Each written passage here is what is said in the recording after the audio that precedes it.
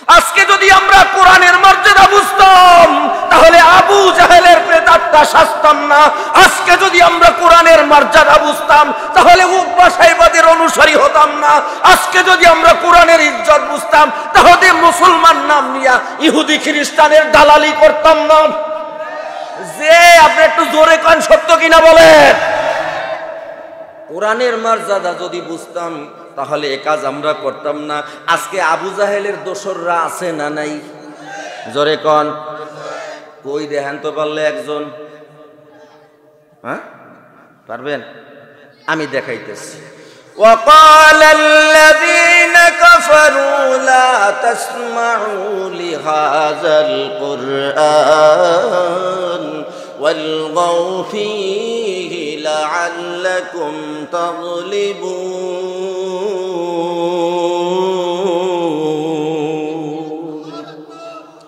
পবিত্র কোরআন শরীফের সূরা হামিম সাজদা, এই এই এই না,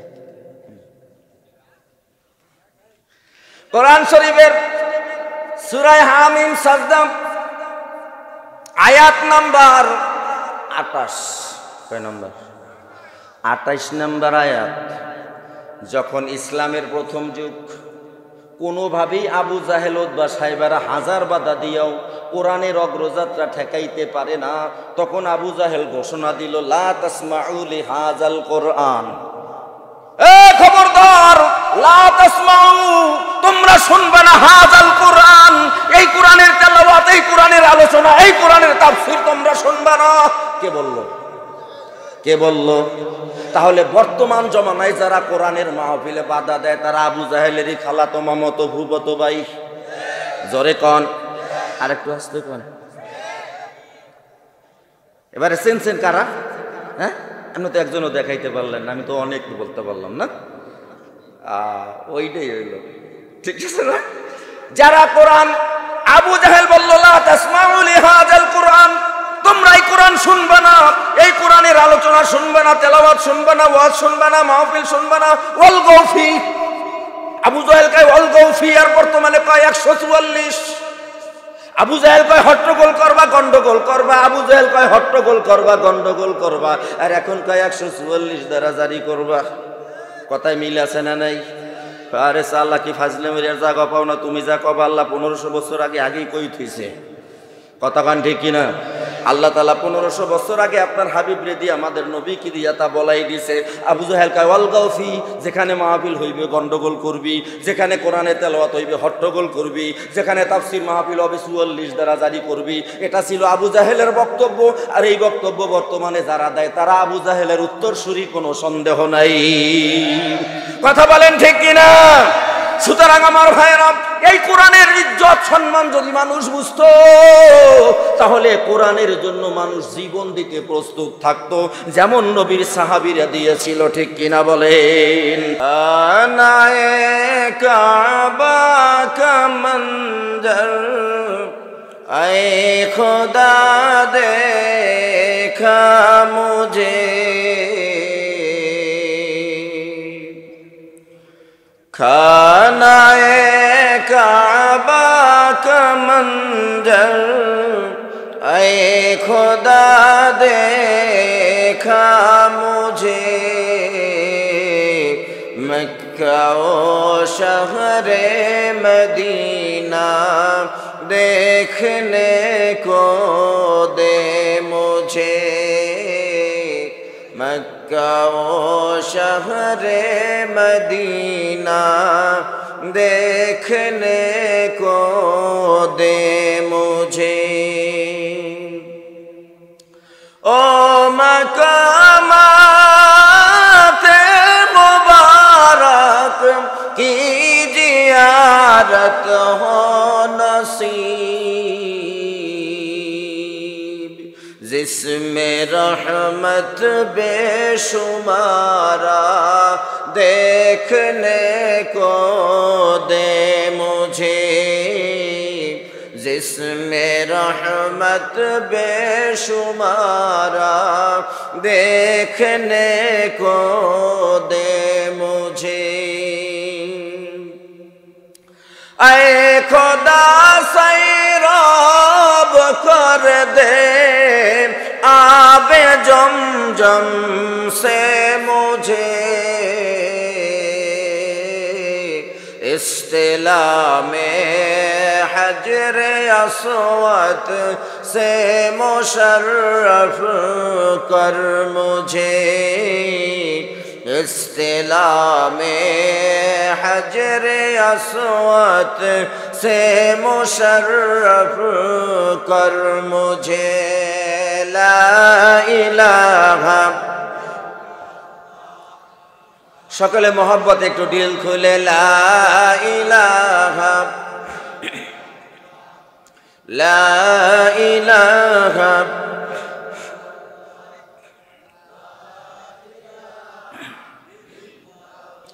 تیرے سوا محبوب حقیقی کوئی نہیں ہے کوئی نہیں تیرے سوا معشوق حقیقی کوئی نہیں ہے کوئی نہیں یادوں میں تیرے سب کو بھلا دو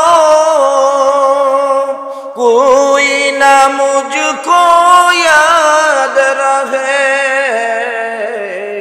کوئی نہ مجھ کو یاد رہے اب تو رہے بس آدمی آخر برد جو بائے میرے الہ لا الہ لا الہ الا اللہ لا الہ لا الہ الا اللہ لا الہ نفس و شیطان دونوں میں مل کر ہے کیا ہے مجھ کو تباہ اے میرے مولا میرے رحم کر چاہتا ہوں میں تجھ سے پناہ چاہتا ہوں میں تجھ سے پناہ ہلکے سے نکلے سانس کی بدلے ذکر تیرا ہے یا الہ لا الہ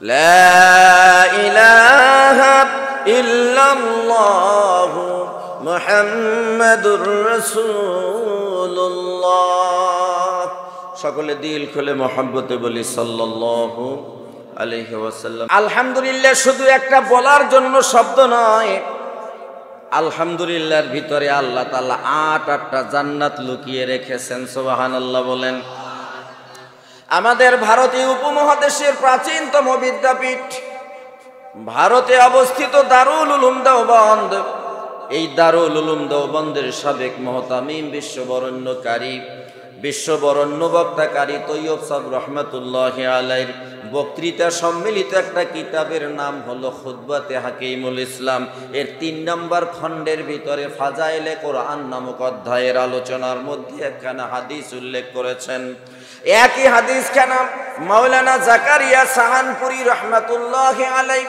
ফাজাইলে জিকির নামক কিতাবের মধ্যে এনেছেন একই হাদিসখানা মাওলানা কারামত আলী সাহেব জৈনপুরী রহমতুল্লাহি আলাইহির সুযোগ্য সন্তান হাফেজ আব্দুল আউয়াল রহমতুল্লাহি আলাইহি লিখিত ফাজাইলে বিসমিল্লাহ নামক কিতাবের মধ্যে হাদিসখানা এনেছেন কোন আল্লাহর বান্দা কোন আল্লাহর বান্দি কোনো নেক কামাই করার উত্তম পরিবেশে বসে বান্দা যখন আল্লাহর নিয়ামত পাইয়া দিল থেকে মহব্বতে শুধুমাত্র একবার দিল থেকে মহব্বতে আলহামদুলিল্লাহ বলে, আলহামদুলিল্লাহ বলার সাথে সাথে আল্লাহ ওই বান্দা বান্দির উপরে খুশি হইয়া সাথে সাথে আল্লাহর অফুরন্ত নিয়ামতে সুসজ্জিত আল্লাহর 8টা জান্নাতের দরওয়াজাই বান্দার জন্য খুলে দেয়।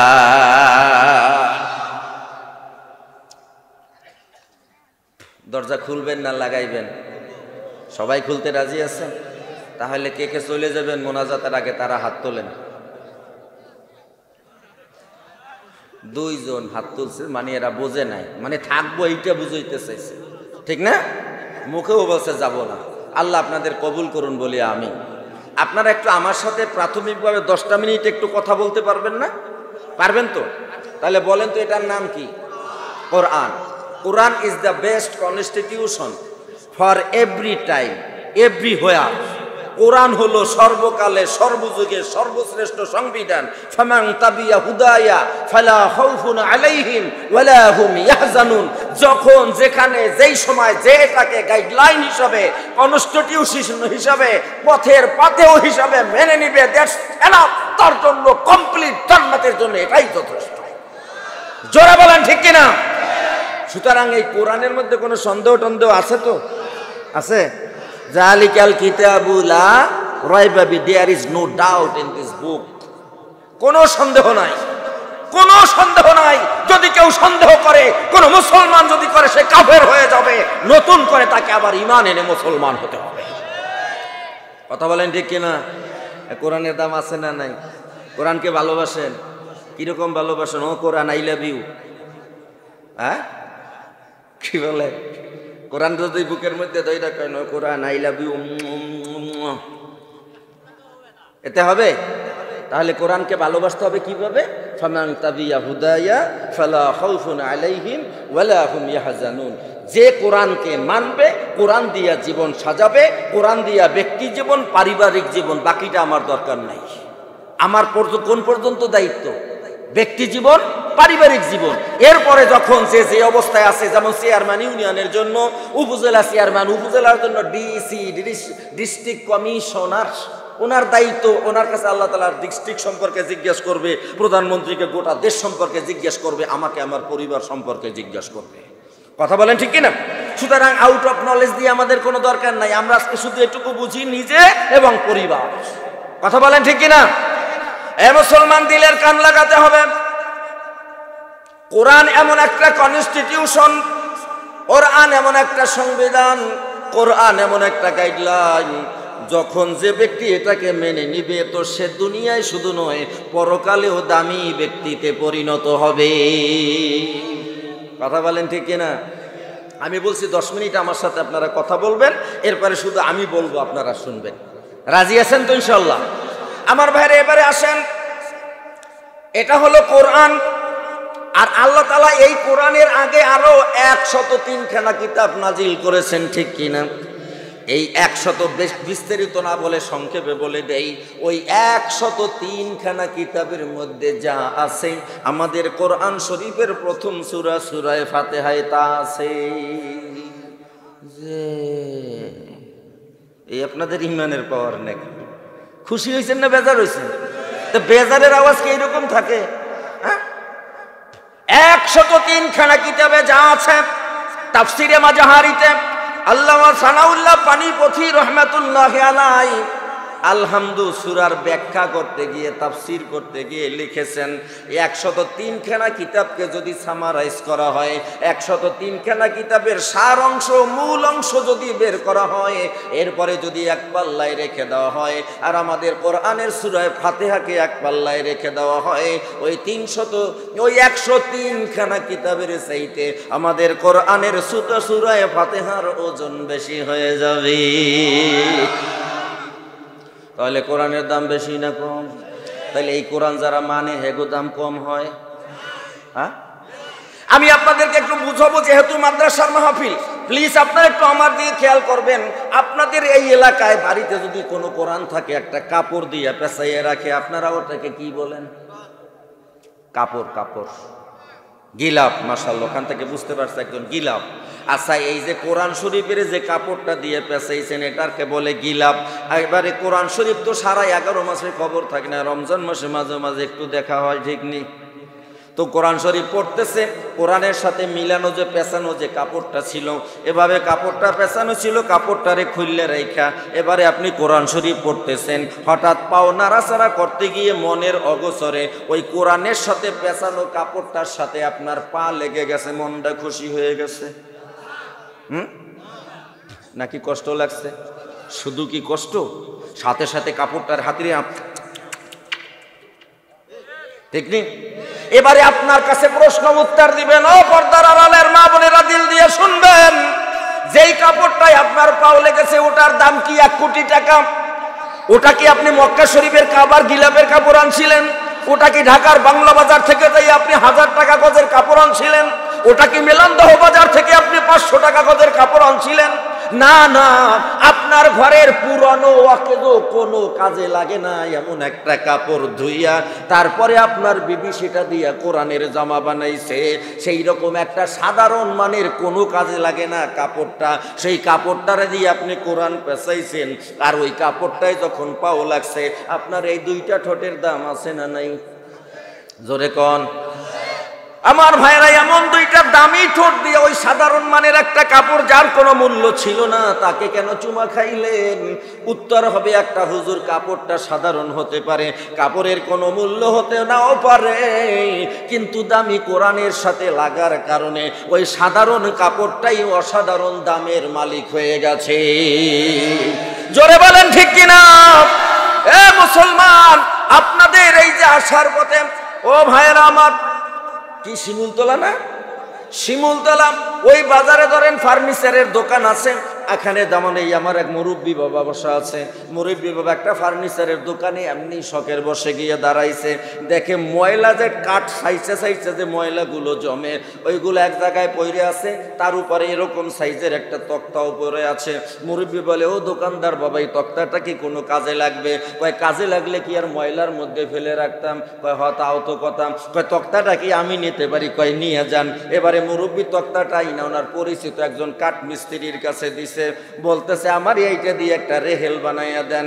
এবারে সেই কাঠটা দিয়ে একটা রেহেল বানাইয়া দিছে, ওই ময়লার মধ্যে ফালানো কাঠটার উপরে এবারে কোরআন শরীফ জেল রাইখা পড়ে, কোরআন শরীফ পড়া শেষ, এবারে রেহেলটাকে এইভাবে কোরআনের সাথে জড়াইয়া, কোরআনের বাহির ভিতর সাইডে হইল রেহেল, এবারে কোরআন আর রেহেল বুকের মধ্যে জড়াইয়া ওই কাঠ নামক রেহেলটার উপরে চুক চুক কইরা চুমা খাই, ঠিক কিনা? এবারে আপনার কাছে প্রশ্ন, কোন কাঠ এইটা? যেই কাঠটা ফার্নিচারের দোকানে ময়লার মধ্যে পড়েছিল, কথা কোন ঠিক কিনা? 2 নম্বরে, ওই কাঠটা যখন দোকানের কর্মচারীরা ঝাড়ু দিয়া সরাইছে, পাও দিয়া জুতাওয়ালা পাও দিয়া লাথি মেয়েরা কোনায় ফেলাই দিছে, ঠিক কিনা?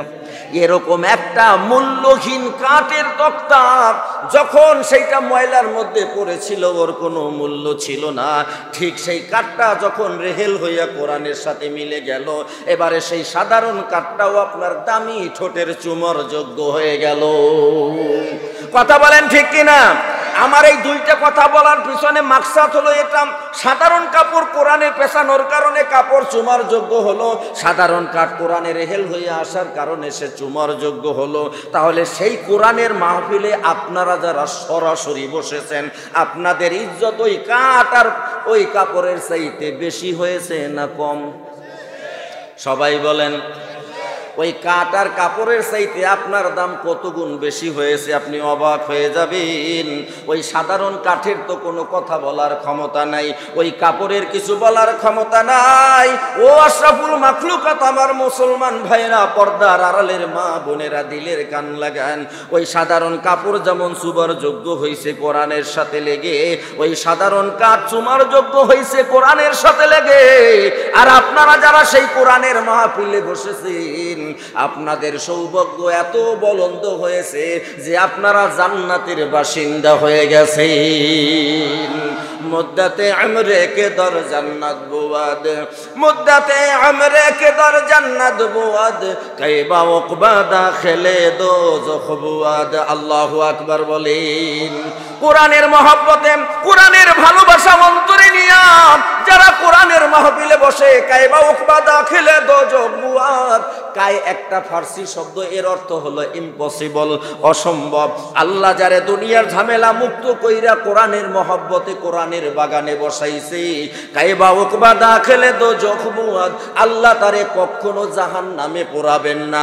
হাজারো গুনার মালিক হলেও আল্লাহ তাআলা কোনো না কোনো উসিলায় কোরআনের বাগানে বসার কারণে মাফ কইরা তারে জান্নাত দিয়াই দিবেন। জোরে বলি আল্লাহু আকবার। তাহলে কোরআনের দাম আছে না নাই? এবারে আসেন ভাই, আপনার দাম কতটুকু হয়েছে? সাধারণ কাপড় যেমন চুমার যোগ্য হইল কোরআনের সাথে মিলে, সাধারণ কাঠ চুমার যোগ্য হইল কোরআনের সাথে মিলে, তাহলে আপনারা যারা কোরআনের মাহফিলে বসলেন আপনাদের ইজ্জত কত হইল? আমি দুইটা উদাহরণ দেব। এক নাম্বার উদাহরণ হইল আল্লামা খাকানি রহমাতুল্লাহ আলাই, ওনার বাড়ি হইল বর্তমানে যেটাকে আপনারা আমার ভাইরা পারস্য এলাকা বলা হয়। এই পারস্য কবি আল্লামা খাকানি রহমাতুল্লাহ আলাই কোরআন হাদিসের আলোচনার মজলিসের দাম কত! আল্লাহু আকবার। মাঝে মাঝে আবেগ আপ্লুত হয়ে যাই। মানুষ আমরা কোরআনের মর্যাদা বুঝি না, কোরআনের দাম বুঝি না, তাই তো আমরা উল্টা পাল্টা বলে বেড়াই আর করে বেড়াই, ঠিক কিনা বলেন? হযরতে সুমাইয়া রাদিয়াল্লাহু তাআলা আনহা, এ মা বোনেরা খেয়াল করেন, আপনারা তো স্টার জলসার জি বাংলা না দেখলে পেটের ভাতও জমায় না, ঠিক নেই? নামাজ একক তো পড়ে না, যদি কোনো রাইতে একটা সিরিয়ালের অংশ দেখতে না পারে, বিদ্যুৎ চলে যায়, তাহলে পরের দিন সকালবেলা ফজরের নামাজ না পড়লেও ওই টিভির যে ডুববাত পড়ছে ওটুকুর কাজা আদায় কইরা নেয়। কথা বলেন ঠিক কিনা? ও মা, পর্দার আড়ালের মা বোনেরা, তুমিও একজন মহিলা, সুমাইয়াও একজন মহিলা ছিল। এই সুমাইয়ার সামনে তার স্বামীকে হত্যা করা হলো, এই সুমাইয়ার সামনে তার যুবক ছেলেকে হত্যা করা হলো। আবু জাহেল বলে এখনো মুহাম্মাদের উপর ঈমান ছেড়ে দে, এখনো ইসলাম ছেড়ে দে। সুমাইয়া বলে তুই আমার স্বামীকে মেরেছো, আমার যুবক প্রাপ্তবয়স্ক সন্তানকে মেরেছো, ভেবেছো এর দ্বারা তুই আমাকে টলাবি, এর দ্বারা তুই আমার ঈমানে দুর্বলতা সৃষ্টি করবি? না রে, না না না আবু জাহেল, না, খবরদার, একথা তুই ভাবিস না। আমার সামনে যদি আমার রক্ত সম্পর্কে সবাইকে জবাই করে দেওয়া হয়, তারপর আমি লা ইলাহা ইল্লাল্লাহ করে যে মজা পেয়েছি, কোরআন আমার সংবিধান মেনে নিয়ে আমি যে স্বাদ পেয়েছি, অসম্ভব অসম্ভব, মরে যাব। কিন্তু আমার উত্তরসূরি আসিয়ার মতো আমি কোনো বেদিনের বশ্যতা স্বীকার করব না। কথা বলেন, কথা বলেন ঠিক কিনা? সুতরাং কোরআনের, তাহলে কোরআনের পক্ষে থাকতাম না বিপক্ষে? আন্যেরা পক্ষে আছেন তো, হ্যাঁ? তো দেখেন না, যদি কোনো গরম গরম কথা হয় তখন মাহফিল থেকে, বিশেষ করে ঢাকা সিটিতে যখন মাহফিল করি, একটু গরম কথা কইলে কয় জিহাদ জিহাদ জিহাদ চাই। অথচ যদি দেহে আইছে মামুরা বাপরা, তখন কয় পুলিশ দেখলে আমরা নাই, ঠিক না? এইরকম মুনাফিকি ঈমান নিয়ে চলবে না। যুবক, তোর শরীরে টকটকে জুয়ান রক্ত, এই যৌবনকে তুই নেতার পিছনে খাটাইলি, যেই নেতা নামাজ পড়ে না, যেই নেতা কোনোদিন পশ্চিম দিকে ফিরে আসার খায় না, নির্বাচন আসলে পাগড়ি, নির্বাচন আসলে পাঞ্জাবি একটা গায়ে লাগাইয়া, মাথায় টুপি একটা দিয়ে আর একটা কোট গায়ে লাগাইয়া মসজিদে যাই আল্লাহু আকবার, উযু মনে হয় এক সপ্তাহ করে নাই। কথা বলেন ঠিক কিনা? এইরকম নেতার কথাই তোমায় যা মনে চাই তাই করে বেড়ালা। কোরআন আর তোমার নেতার সাথে যখন কোনো সংঘর্ষ হয়, তখন তুমি মুসলমানের বাচ্চা হলে তুমি কোরআনের পক্ষে থাকবা না নেতার পক্ষে? তুমি যদি মুসলমানের বাচ্চা হও, নেতার কথা তো আমি মানবো ততক্ষণ যতক্ষণ কোরআনের সাথে সাংঘর্ষিক হবে না, কোরআনের বৈপরীত্য হবে না, কোরআনের বিরোধী হবে না। কোরআনের বিরোধী যদি হয় তবে আমার বাবাকেও আমি মানব না। কথা বলেন ঠিক কিনা? সুতরাং আমার ভাইয়েরা, দিলের কান লাগান। আমি বলেছিলাম দুইটা উদাহরণ দেব। এক নাম্বার, সাধারণ কাপড় কোরআনের সাথে মিলে সে চুমা পেল, সাধারণ কাঠ কোরআনের সাথে মিলে রেহেল হয়ে যখন আসলো সে চুমার যোগ্য হয়ে গেল। তাহলে আপনারা যারা সেই কোরআনের মাহফিলে বসেছেন, আপনাদের ইজ্জত বেড়েছে না কমেছে? আমি দুইটা উদাহরণ দিয়ে বোঝাবার চেষ্টা করব, আর এই দুইটা উদাহরণই হবে আমার আজকের আলোচনা। এক নম্বর, বসাসি সালে ইমানি, বসাসি সালে ইমানি মুহাক্কিক শুদ বখাকানি কে একদম বা খোদা বুদন বেআজ তখতে সুলাইমানি না বরবাদে রবতে শেখের গাও শাম শরীরে সুলাইমান আলাইহিস সালাম। আল্লাহু আকবার বলেন।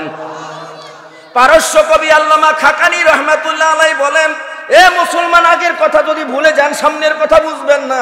আবার একবার রিপিট করি, সাধারণ কাপড় চুমার যোগ্য হলো কোরআনের সাথে মিলে। সাধারণ তক্তা পড়েছিল ফার্নিচারের দোকানে, জুতার বাড়ি খেয়েছে, জুতার লাত্তি খেয়েছে আর ঝাড়ুর বাড়ি খেয়েছে, ময়লার মধ্যে পড়েছিল, কোনো দাম ছিল না। সেই তক্তাটাই যখন রেহেল হয়ে কোরআনের সাথে মিলল তো সে চুমার যোগ্য হয়ে গেল, ঠিক কিনা? সুতরাং আপনারা যারা সেই কোরআনের মাহফিলে সরাসরি বসেছেন, আপনার দাম কত হয়েছে? পারস্য কবি আল্লামা খাকানি রহমাতুল্লাহ আলাইহি তা বর্ণনা করতেছেন। কোন ব্যক্তি যখন কোরআন হাদিসের আলোচনার মজলিসে বসে যায়, বসার পরে সর্বপ্রথম নাকের থেকে যে একটা নিঃশ্বাস ছাড়ে, ওই একটা নিঃশ্বাসের মূল্য হযরতে সুলাইমানের তক্তের চাইতে বেশি মূল্যবান হয়ে যায়। আর ওজরে সুবহানাল্লাহ। বুঝেন না কথা? বুঝেন তো? আমার বাড়ি বরিশাল হইলেও আমি তো বরিশাল ভাষায় কথা কই নাই এখন পর্যন্ত, ঠিক নেই? বুঝা যায় তো? আমার ভাড়া দিলে কান লাগান। এবারে প্রশ্ন হলো, আমি যে বলেছি আপনারা কি বুঝেছেন জানি না। আমি বলেছি কোরআন হাদিসের আলোচনার মজলিসে বান্দা যখন বসে, বসার পরে নাকের থেকে যে প্রথম নিঃশ্বাসটা ছাড়ে, ওই নিঃশ্বাসটার মূল্য সুলাইমানের তক্তের চাইতে বেশি মূল্যবান। তাহলে আমার জানার প্রয়োজন হযরতে সুলাইমানের তক্তটা কি ছিল? কথা কন, না বুঝলে কইবেন। জানা দরকার আছে কিনা? কারণ সুলাইমানের তক্তের চাইতে কোরআন হাদিসের মাহফিলে যারা বসে তাদের নিঃশ্বাসের দাম বেশি। তাহলে সে তক্তটা কি ছিল এটা বোঝার জন্য প্লিজ লিসেন টু মি। আমার দিকে সবাই একটু তাকান। এই টেবিলটা সবাই দেখতে পাচ্ছেন? এই টেবিলটার চাইরোদিকে যদি এক হাত হয় তাকে আপনারা কি বলেন? স্কোয়ার। ইংরেজি ভালো বুঝেন, বাংলায় কোন? বর্গ হাত। বর্গ, তাই না? চতুর্দিকে সমান হইলে এক হাত হইলে এক বর্গ হাত। বুঝতে পারছেন? চতুর্দিকে এক সমান হইলে যদি এক হাত করে হয় তাহলে কি হয়? এক বর্গ হাত। ওই যে এক বেটা ঢাকায় গেছে, তো নিউ মার্কেটে যাইয়ে বলতে চাই বিশ্ববিদ্যালয় চলতো, বিশ্ববিদ্যালয় চলতো, তো রিক্সাওয়ালা ওনারা লইয়া ঘুরতেছে, ঘুরতে ঘুরে আধা ঘন্টার মতো এদিক সেদিক ঘুরে টুরে স্যার কই যাইবেন? বিশ্ববিদ্যালয় তো কোনো হানেই দেয় না। আচ্ছা আপনারা কোন তো নিউ মার্কেট থেকে বিশ্ববিদ্যালয় বেশি দূরে না কাছে? কাছে না? কিন্তু ও বিশ্ববিদ্যালয় খুঁজে পায় না। বলে কাই বেটা ঢাকা শহরে নিউ মার্কেটে রিক্সা চালাও, অথচ ইউনিভার্সিটি ছিল না। স্যার এইবার তো কইছেন, আগে বাংলায় কইবেন না? কথা বুঝছেন নেই? তা স্কোয়ার বুঝি, বর্গ বুঝি না, ঠিক আছে না? তাহলে চাইরোদিকে এক হাত করে কি হলে তারে কি কয়? এক বর্গ হাত। চাইরোদিকে যদি 1 মাইল করে হয় তাহলে কি হয় বলেন? 1 বর্গ মাইল। আর হযরতে সুলাইমান যে তক্তটা ব্যবহার করতেন, আল্লাহর কুদরতি ছিল তার মেশিন, কোনো ধরনের স্বয়ংক্রিয় মেশিন। বর্তমান জমানার এরকম কোনো মেশিনের ব্যবস্থা সেখানে ছিল না, শুধু হুকুমই ছিল যথেষ্ট। সুবহানাল্লাহ। হযরতে সুলাইমান যেই তক্তটা ব্যবহার করছেন, আবারও বলি খুব খেয়াল দিয়েন যে আপনার ইজ্জত কতখানি হয়েছে এটা তো বুঝবেন পরে, তার আগে বোঝেন আপনার একটা নিঃশ্বাসের দাম কত। এই নিঃশ্বাসের দামটা যাত্রা গানে বসলে আর ডাবল হয়ে যাবে, আর স্টার জলসার সামনে বইলে 3 গুণ হইব। হ্যাঁ, আর মহিলাকে তো মাশাআল্লাহ আরো 10 গুণ বাইরে যাইব। আহা, নামাজের ধার ধারে না, স্বামীর খেদমতের ধার ধারে না, সারাটা দিন অক্লান্ত পরিশ্রম করে স্বামীটা যখন রাতের বেলা বাসায় ফিরে দরজায় নক করতে করতে করতে বেটার আঙ্গুল ব্যথা হয়ে যায়, কিন্তু দরজা খোলে না। কারণ কোন সময় বিজ্ঞাপন আইবে তারপরে উঠবে, তার আগে জাহান্নামে দুনিয়া যাক আমি নড়ব না। আমার ভাইরা, এরপরে স্বামী বেচারা কর্মক্লান্তি শেষে যখন বাসায় ফিরে সারাদিন মান মেলান দহ বাজারে কিংবা ওই শিমুলতলা বাজারে ব্যবসা করে দোকানদারি করে রাত্র 10টায় আইছে, দরজা খুলতে 20 মিনিট লেট। এরপরে কোন রকম কাপড় চোপড় খুইলে একটু চেয়ারে বসে এক গ্লাস পানি দাও, কয় ওই যে টেবিলের মধ্যে জগ আছে গ্লাস লেখাও দেহ না, সিরিয়াল দেখবার লইছি। হ্যাঁ, এই আমরা তো দেখি না, শুনি তো, এগুলোই তো কই, কথা সত্য কান কিনা আমার ভাইয়েরা। এভাবে এই সমস্ত চ্যানেল দিয়ে আমাদের দেশে নারীরা আজকে স্বামীর প্রতি ভক্তি মহব্বত সবকিছু ছেড়ে দিয়েছে। অথচ পর্দার আড়ালের মা বোনেরা, আল্লাহ রসুল আপনার আমার নবী বলেন, আল্লাহ যদি আল্লাহর পরে কাউকে সেজদা করার নির্দেশ দিতেন, গোটা দুনিয়ার সমস্ত নারীদেরকে তার স্বামীর পায়ে সেজদা করার হুকুম দিতেন। এদিকে আমার আলোচনার বিষয় না, প্রসঙ্গে আসলো তাই বললাম। আমার ভাইয়েরা, হযরতে সুলাইমানের তক্তটা চতুর্দিকে কত মাইল? এতক্ষণ পর্যন্ত এই শুনলেন, কত বর্গ মাইল? 27 বর্গ মাইল। কত বর্গ মাইল? চতুর্দিকে 1 মাইল হইলে বলছি 1 বর্গ মাইল। আর হযরতে সুলাইমানের তক্তটা মোট কত বর্গ মাইল? 27 বর্গ মাইল। তার মানে ডান দিকেও এই দিকে 27 মাইল, এই দিকে 27 মাইল, সামনের দিক দিয়ে 27 মাইল, পিছনের দিক দিয়ে 27 মাইল। খুব খেয়াল দেন ভাইরা আমার, আল্লামা খাকানি রহমাতুল্লাহ আলাই তার কিতাবের মধ্যে লেখেন, হযরতে সুলাইমানের যে তক্তটা 27 বর্গ মাইল ছিল, এই 27 বর্গ মাইল পুরো এলাকাটা, এটাকে আপনারা কি বলেন? আধা হাত। কোন কোন এলাকায় বলে 1 বিঘত, আমাগো বরিশালে কয় 1 বিঘত, আরবিতে বলা হয় শিবরহ। ও মুসলমান, দিলের কান লাগান। ও যুবক ভাইরা, একটু কষ্ট করে কয়েকটা মিনিটের কথা শোনো। পর্দার আড়ালের মা বোনেরা, আমি আপনাদেরকে আন্ডার এস্টিমেট করার জন্য কথাগুলো বলি নাই, আমি আপনাদের অবমূল্যায়ন করার জন্য বলি নাই।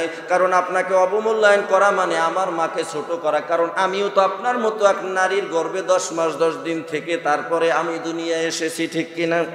সুতরাং আমি কাউকে ছোট করার জন্য বলি না, বোঝার জন্য বলেছি। ও মুসলমান, এইভাবে আধা হাত মোটা হযরতে সুলাইমানের যে তক্তটা ছিল 27 বর্গ মাইল, এভাবে আধা হাত মোটা করে পুরো 27 বর্গ মাইল এলাকা আধা হাত মোটা করে স্বর্ণ দিয়া লেপ দেওয়া ছিল।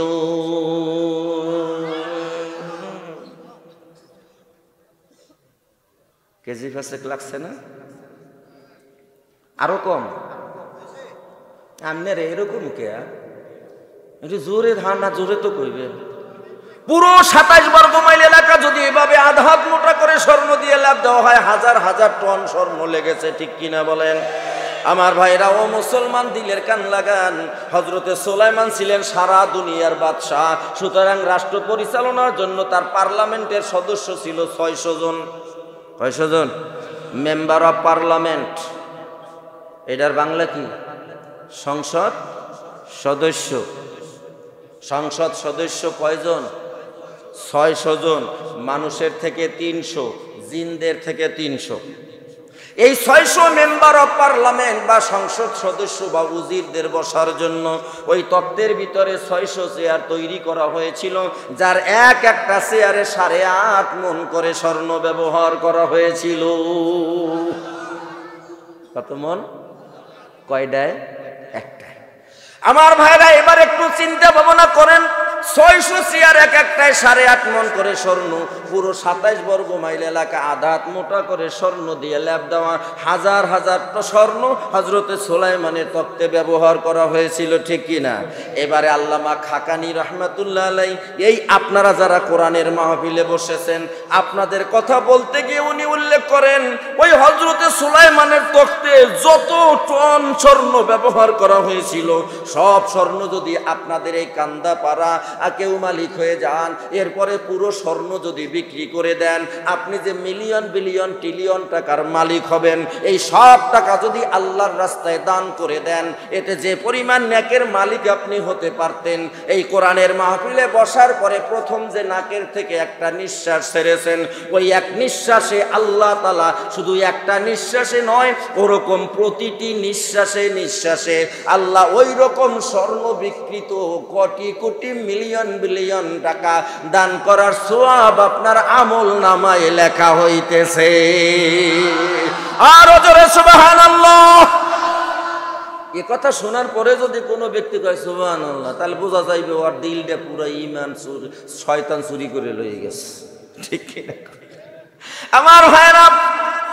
হযরতে সুলাইমানের তখতে যত স্বর্ণ ব্যবহার করা হয়েছিল, সব স্বর্ণ বিক্রি করার পরে যে মিলিয়ন বিলিয়ন ট্রিলিয়ন টাকার মালিক হবে, এই সব টাকা আল্লাহর রাস্তায় দান কইরা যে সওয়াব পাওয়া যাইবে, এই কোরআনের মাহফিলে বসার পরে এক নিঃশ্বাসেই আল্লাহ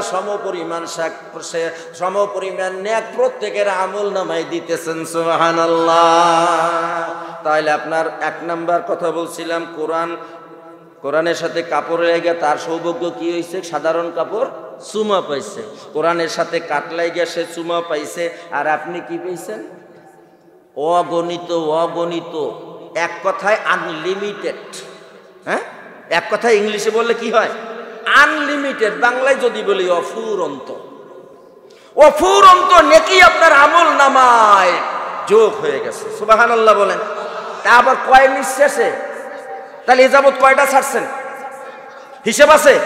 এখন যদি কোনো ব্যক্তি বলে হুজুর মাশাআল্লাহ এই ওয়াজটা যদি আগের হুজুর করতো তাইলে কালেকশন পর্যন্ত বয়ে থাকতাম না, এক নিঃশ্বাসে এত নেক, 10টা নিঃশ্বাস গুনিয়ে গুনিয়ে দিয়ে বাড়ি যাইয়া ঘুমাইতাম। হ্যাঁ আমার ভাইরা, এক নিঃশ্বাসে যদি এত নেকি হয় তাহলে কত নেকির মালিক হয়ে গেছে ও হুজুর। আর রাত বেশি করার দরকার নাই, আমরা তো বড় মুসল্লি, ফজরের নামাজ কিন্তু জোহরের সময় পর্যন্ত ঘুমাবো। আছে না আমার ভাইরা? দিলের কান লাগান, এক নিঃশ্বাসে এত সওয়াব। এরকম যদি হাজারো লক্ষ কোটি মাহফিলে আপনি বৈশে বৈশে শোনেন, তারপরও আল্লাহ তাআলার একটা নিয়ামতের সমতুল্য নেকি আপনার আমল নামায় হবে না। আপনি কত নেকি হইলে জান্নাতে যাইতে পারবেন? কোন? হ্যাঁ ও মুসলমান বাবাজি, অত্যন্ত শ্রদ্ধার সাথে বলতে চাই, আহলে সুন্নাত ওয়াল জামাতের সহি আকীদা, কোন বান্দাই তার অর্জিত নেকের দ্বারা জান্নাত তো দূরের কথা, হাসরের ময়দানে এক গ্লাস পানির সমতুল্য নেকি দাম তারা কামাই করতে পারবে না। হুজুর যদি নেক দিয়ে জান্নাতে যাইতে না পারি তাইলে আবার নেকের কথা শুনান কা? শুনাই আপনাকে এই কারণে, দর্দ দিল কি ওয়াস্তে পয়দা কিয়া ইনসান কো, दर्द दिल की वास्ते पैदा किया इंसान को, वरना तौअत के लिए कुछ कम न थी कर्बिया, वरना तौअत के लिए कुछ कम न थी कर्बिया। ए भाई, আল্লাহর গোলামি করার জন্য ফেরেশতাদের কোনো কমতি নাই। সৃষ্টির পর থেকে ফেরেশতারা যারে যে দায়িত্ব দিয়েছে আল্লাহ, ওই দায়িত্ব ফেরেশতারা করেই যাচ্ছে। যেই ফেরেশতা রুকুতে আছে ও আর কোনোদিন কিয়াম করার ক্ষমতা হবে না, যে কিয়াম অবস্থায় আছে ও কোনোদিন রুকু দিতে পারবে না। আল্লাহ যারে যে দায়িত্ব দিয়েছে সে শুধু সেই দায়িত্ব পালন করবে।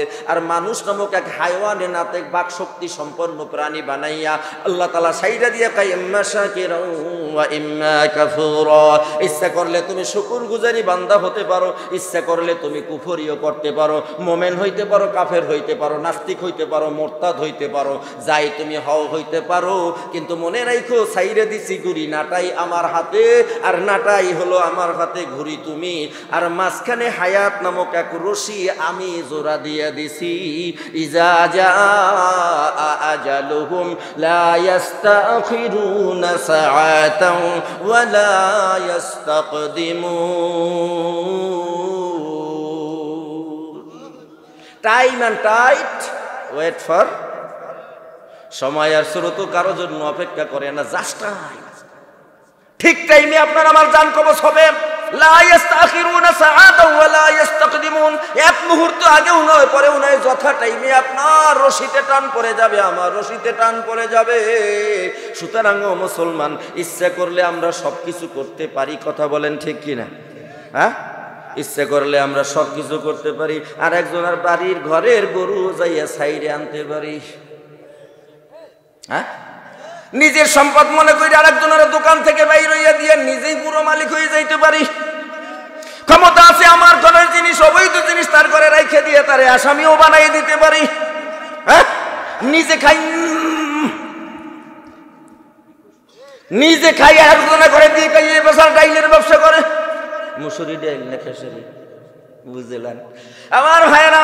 এইভাবে ক্ষমতা থাকলে যা ইচ্ছে তাই করা যাবে না। আল্লাহ কয় আমি দেখতেছি না, দেখে না? وَإِن تُخْفُوا مَا فِي صُدُورِكُمْ أَوْ تُبْدُوهُ يَعْلَمُهُ اللَّهُ। সূরা আলে ইমরানের ভিতরে আল্লাহ তাআলা বলতেছেন, তুমি যা গোপন রাখো আর যা প্রকাশ করো আমি দুইটাই জানি। কি কর সন্দেহ আছে? কোনো সন্দেহ আছে? আল্লাহ সব খবর রাখে, সুতরাং গোপন করার কিছু নাই। তুমি গোপন কইরাও যা করতে পারবা, প্রকাশ্যে যা করবা, গোপনে যা করবা, আল্লাহ সব খবর রাখে, ঠিক কিনা বলেন?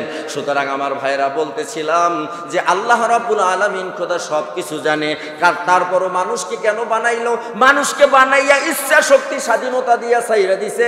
বান্দা গুনাহও করতে পারে, নেকও করতে পারে। খুশির খবর কি জানেন? এই যে আপনারা শীতের মধ্যে কষ্ট কইরা বসে আছেন, ওই আল্লাহ যখন আসমানে অধিবেশন ডাকছিলেন, যে সময় আল্লাহ তাআলা কোনো মানুষ বানাই নাই, আদম রেও বানাই নাই, আল্লাহ তাআলা ফেরেশতাকে নিয়ে অধিবেশন করলেন। আর বিষয় ছিল আইজ ক্বালা রাব্বুকা লিল মালাইকাতি ইন্নী জাইলুন ফিল আরদি খলিফা।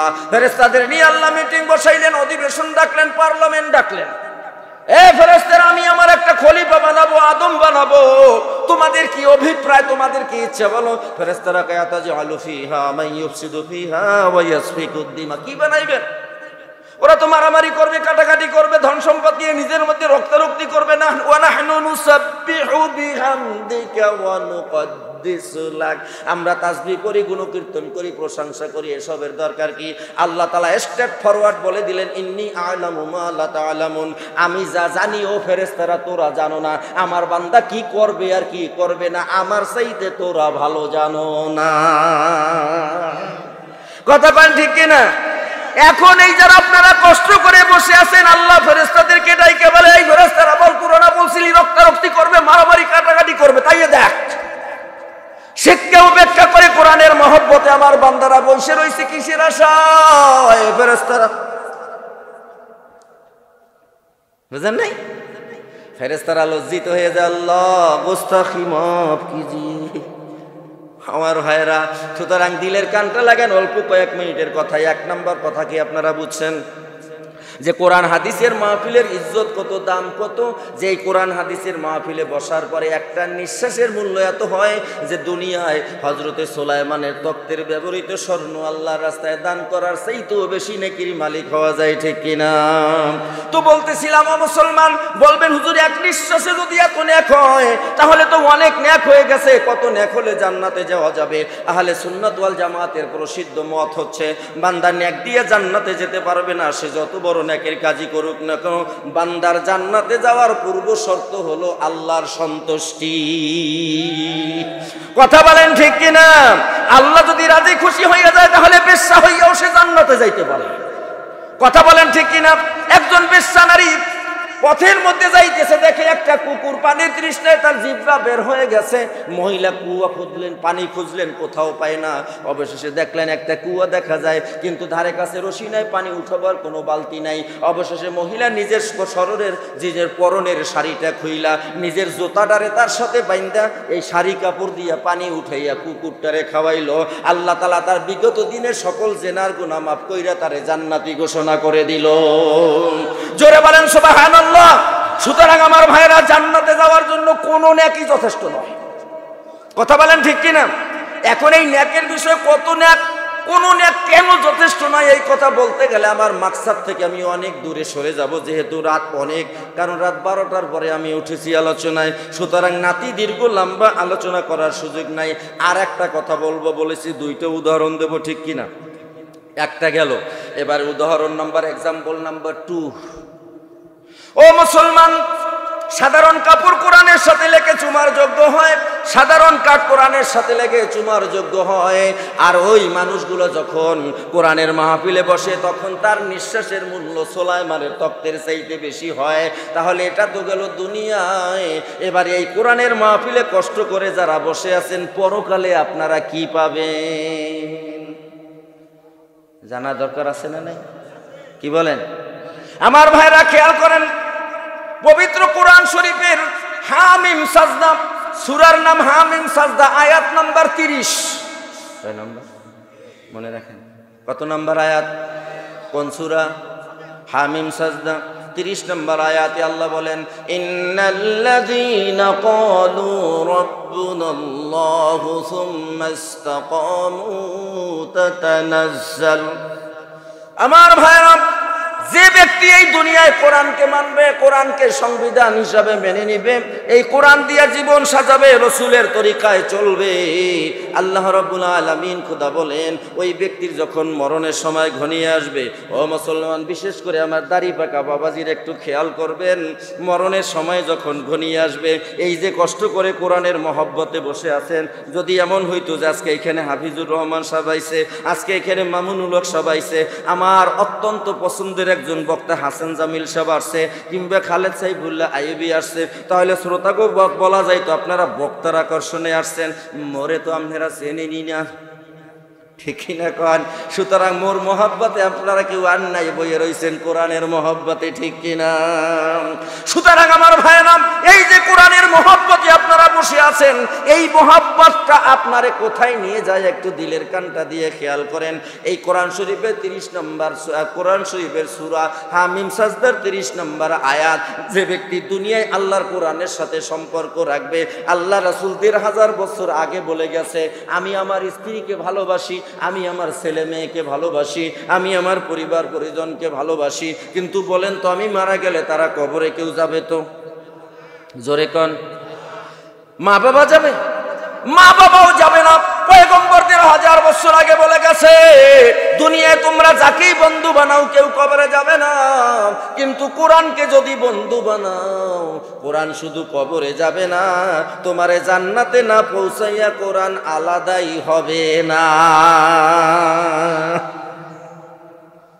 এ যুবক, নামাজ পড়তে পারো না, সারা রাত জেগে ইন্টারনেট চালাইতে পারো, খালি ঠেলে ঠেলে, কথা গান ঠিক কিনা? সারা রাত ইন্টারনেট চালাইতে পারে, এ ভাই তুমি ইন্টারনেট চালাও, সমস্যা নাই, আমরাও চালাই। আমি অধিকাংশ মাহফিল যখন নোট করি ইন্টারনেট থেকেই করি। এখন এটারে তুমি এভাবেও খাইতে পারো, এভাবে, কথা গান ঠিক কিনা?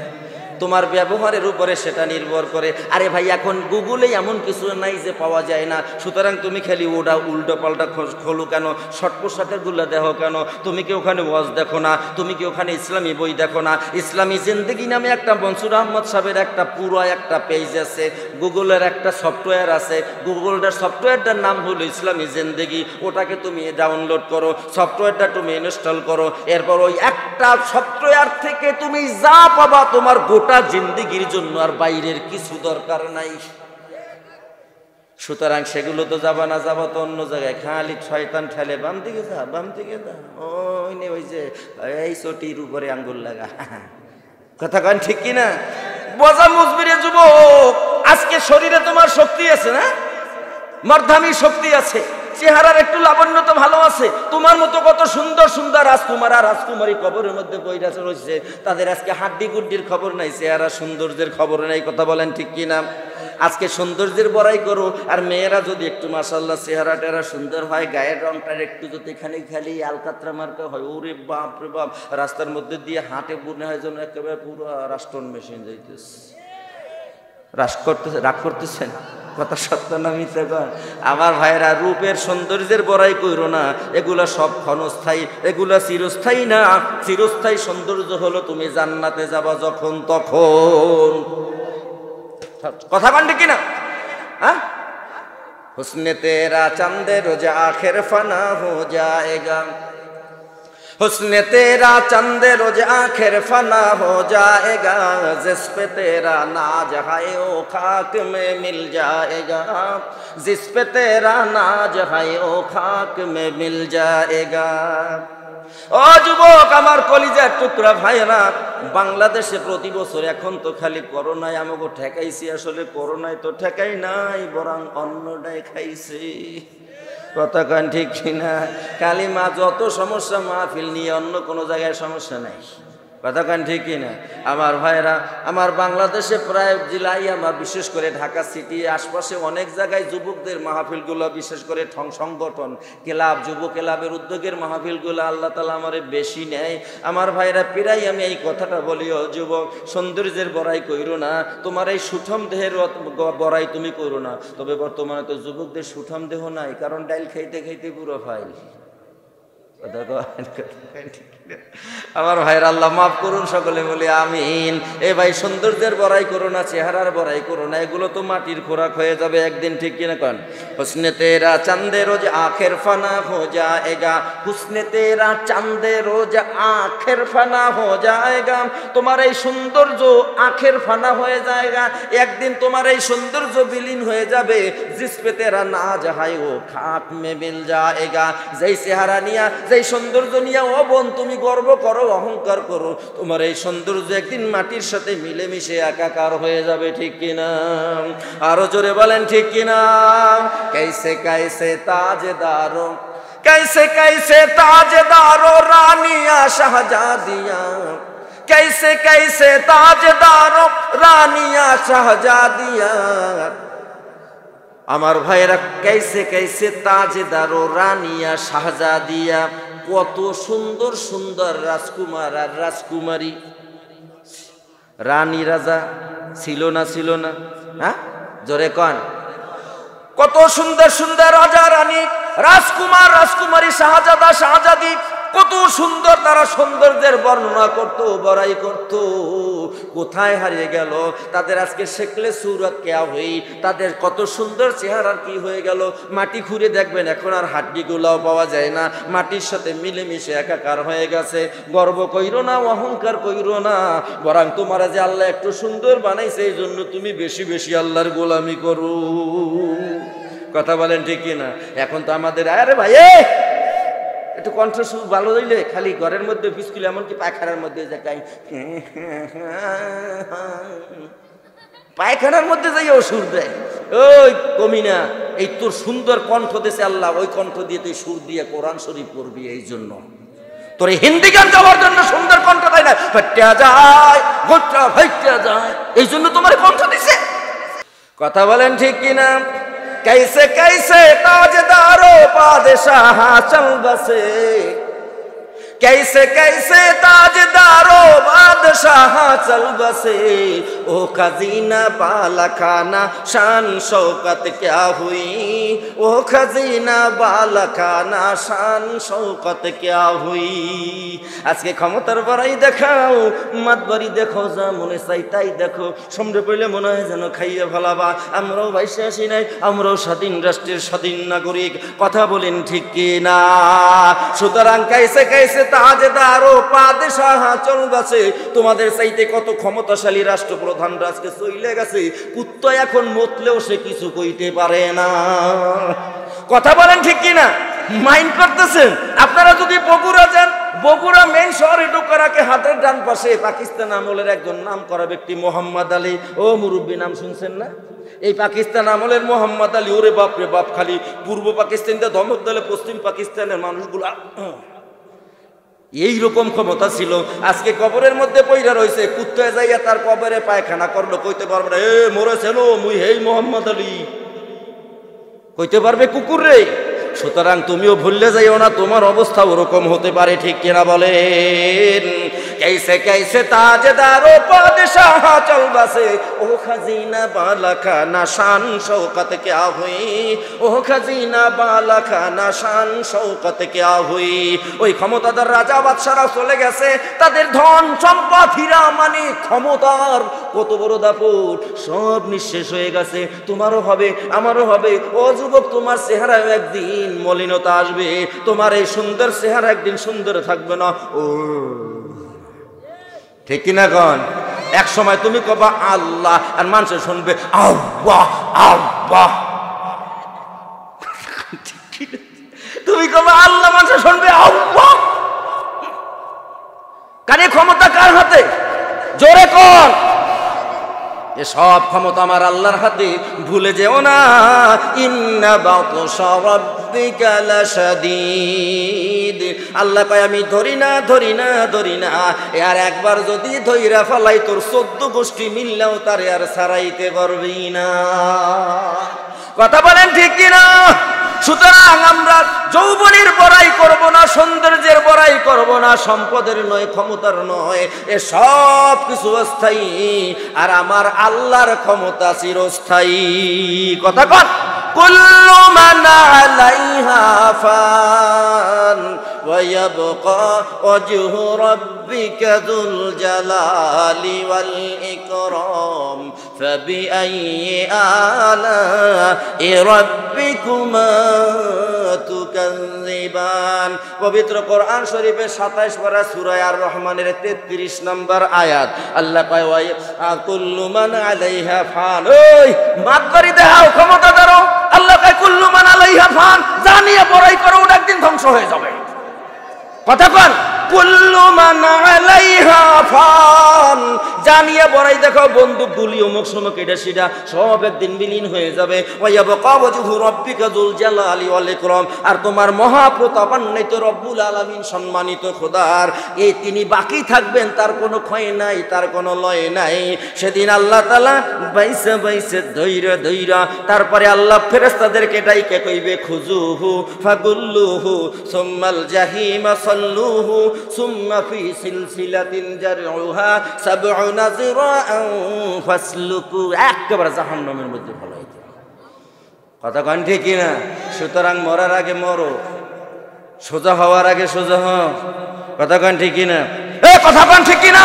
সুতরাং ও মুসলমান, ও আমার যুবক ভাইরা, তোমাদের উদ্দেশ্যে বলতেছিলাম গর্ব কইরো না, অহংকার করো না, আল্লাহর উপরে সুপর্দ করো আমার এই জান। ইন্না সলাতি ওয়া নুসুকি ওয়া মাহইয়ায়া ওয়া মামাতি লিল্লাহি রাব্বিল আলামিন।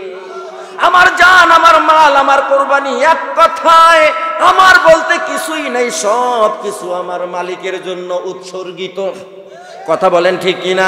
যাই হোক ভাইরা আমার, আপনি যে কোরআনের মহব্বতে বসে আছেন, বলতেছিলাম যে এই লোকটা যারা আপনারা কোরআনকে মহব্বত করবেন, ভালোবাসবেন, কোনো ক্ষমতার জন্য নয়, কোনো সম্পদের বাহাদুরি নয়। আমার ভাইরা, তারা দেখবেন যারা কোরআনকে ভালোবাসা, কোরআনের হুকুম মাইনা, ওই যে আল্লাহ তাআলা তার হাবিবকে বলছে, হাবিব আপনি আপনার উম্মতদেরকে বলে দেন, মা আতাকুমুর রাসূলু ফাখুযুহু ওয়া মা নাহাকুম আনহু ফান্তাহু। আমার রাসূল তোমাদের কাছে যা নিয়ে এসেছে এর মধ্যে যেটা মানতে বলে ওটা মানো, আর যেটা ছাড়তে বলেছে ওটা ছাড়ো। এই মানা ছাড়ার মধ্যে তোমাদের জন্য মুক্তি আর কামিয়াবি। সুতরাং ও মুসলমান ভাই, আর একটা কথা বলে আমার আলোচনাটার ফিনিশিং টানবো। ও মুসলমান, আপনি কি মনে করেন এই দুনিয়া চিরস্থায়ী? জোরে কর। আল্লাহ তাআলা পবিত্র কোরআনে বলেন, ইজাস সামাউ ফাতারাত ওয়া ইজাল কাওয়াকিবু তাসারাত ওয়া ইজাল বিহারু ফুজ্জিরাত ওয়া ইজাল কুবুরু বুসিরাত আলিমাত নাফসুম মা কদ্দামাত ওয়া আখখারাত। আল্লাহ বলেন আসমান ফেটে যাবে, তারকাগুলো বিক্ষিপ্তভাবে পড়ে যাবে, সমুদ্রের পানি শুকিয়ে যাবে। আল্লাহ বলেন কবর ফেটে যাবে, কবরের থেকে প্রাণীগুলোকে আমি আবার উঠাবো। আলিমাত মা, মানুষ জানতে পারবে, আলিমাত তারা জেনে যাবে। কি জানবে?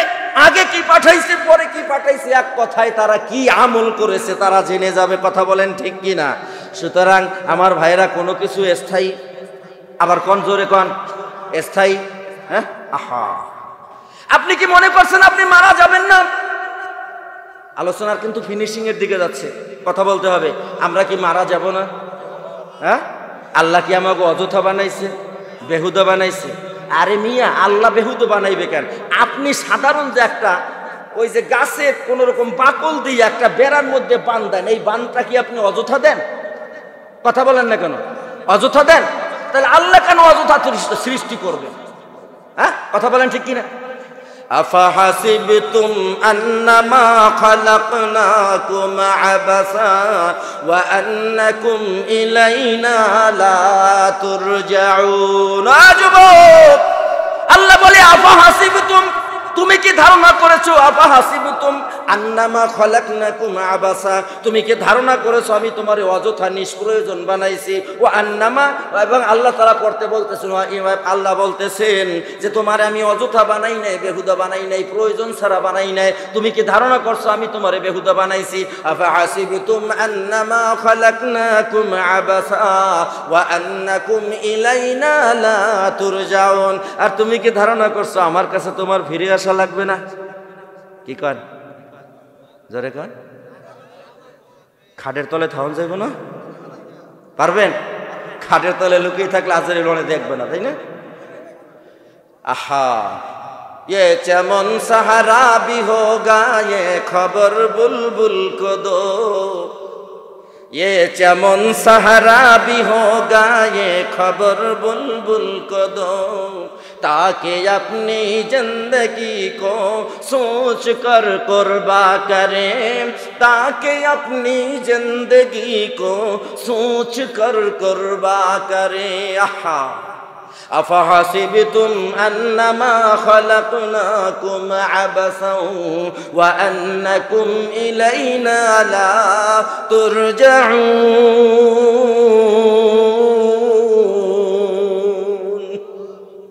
আল্লাহ প্রশ্ন করেন, আফাহাসিবতুম আন্নামা খলাকনাকুম আবাসা, তুমি কি ধারণা করেছো তোমারে অযথা বানাইছি?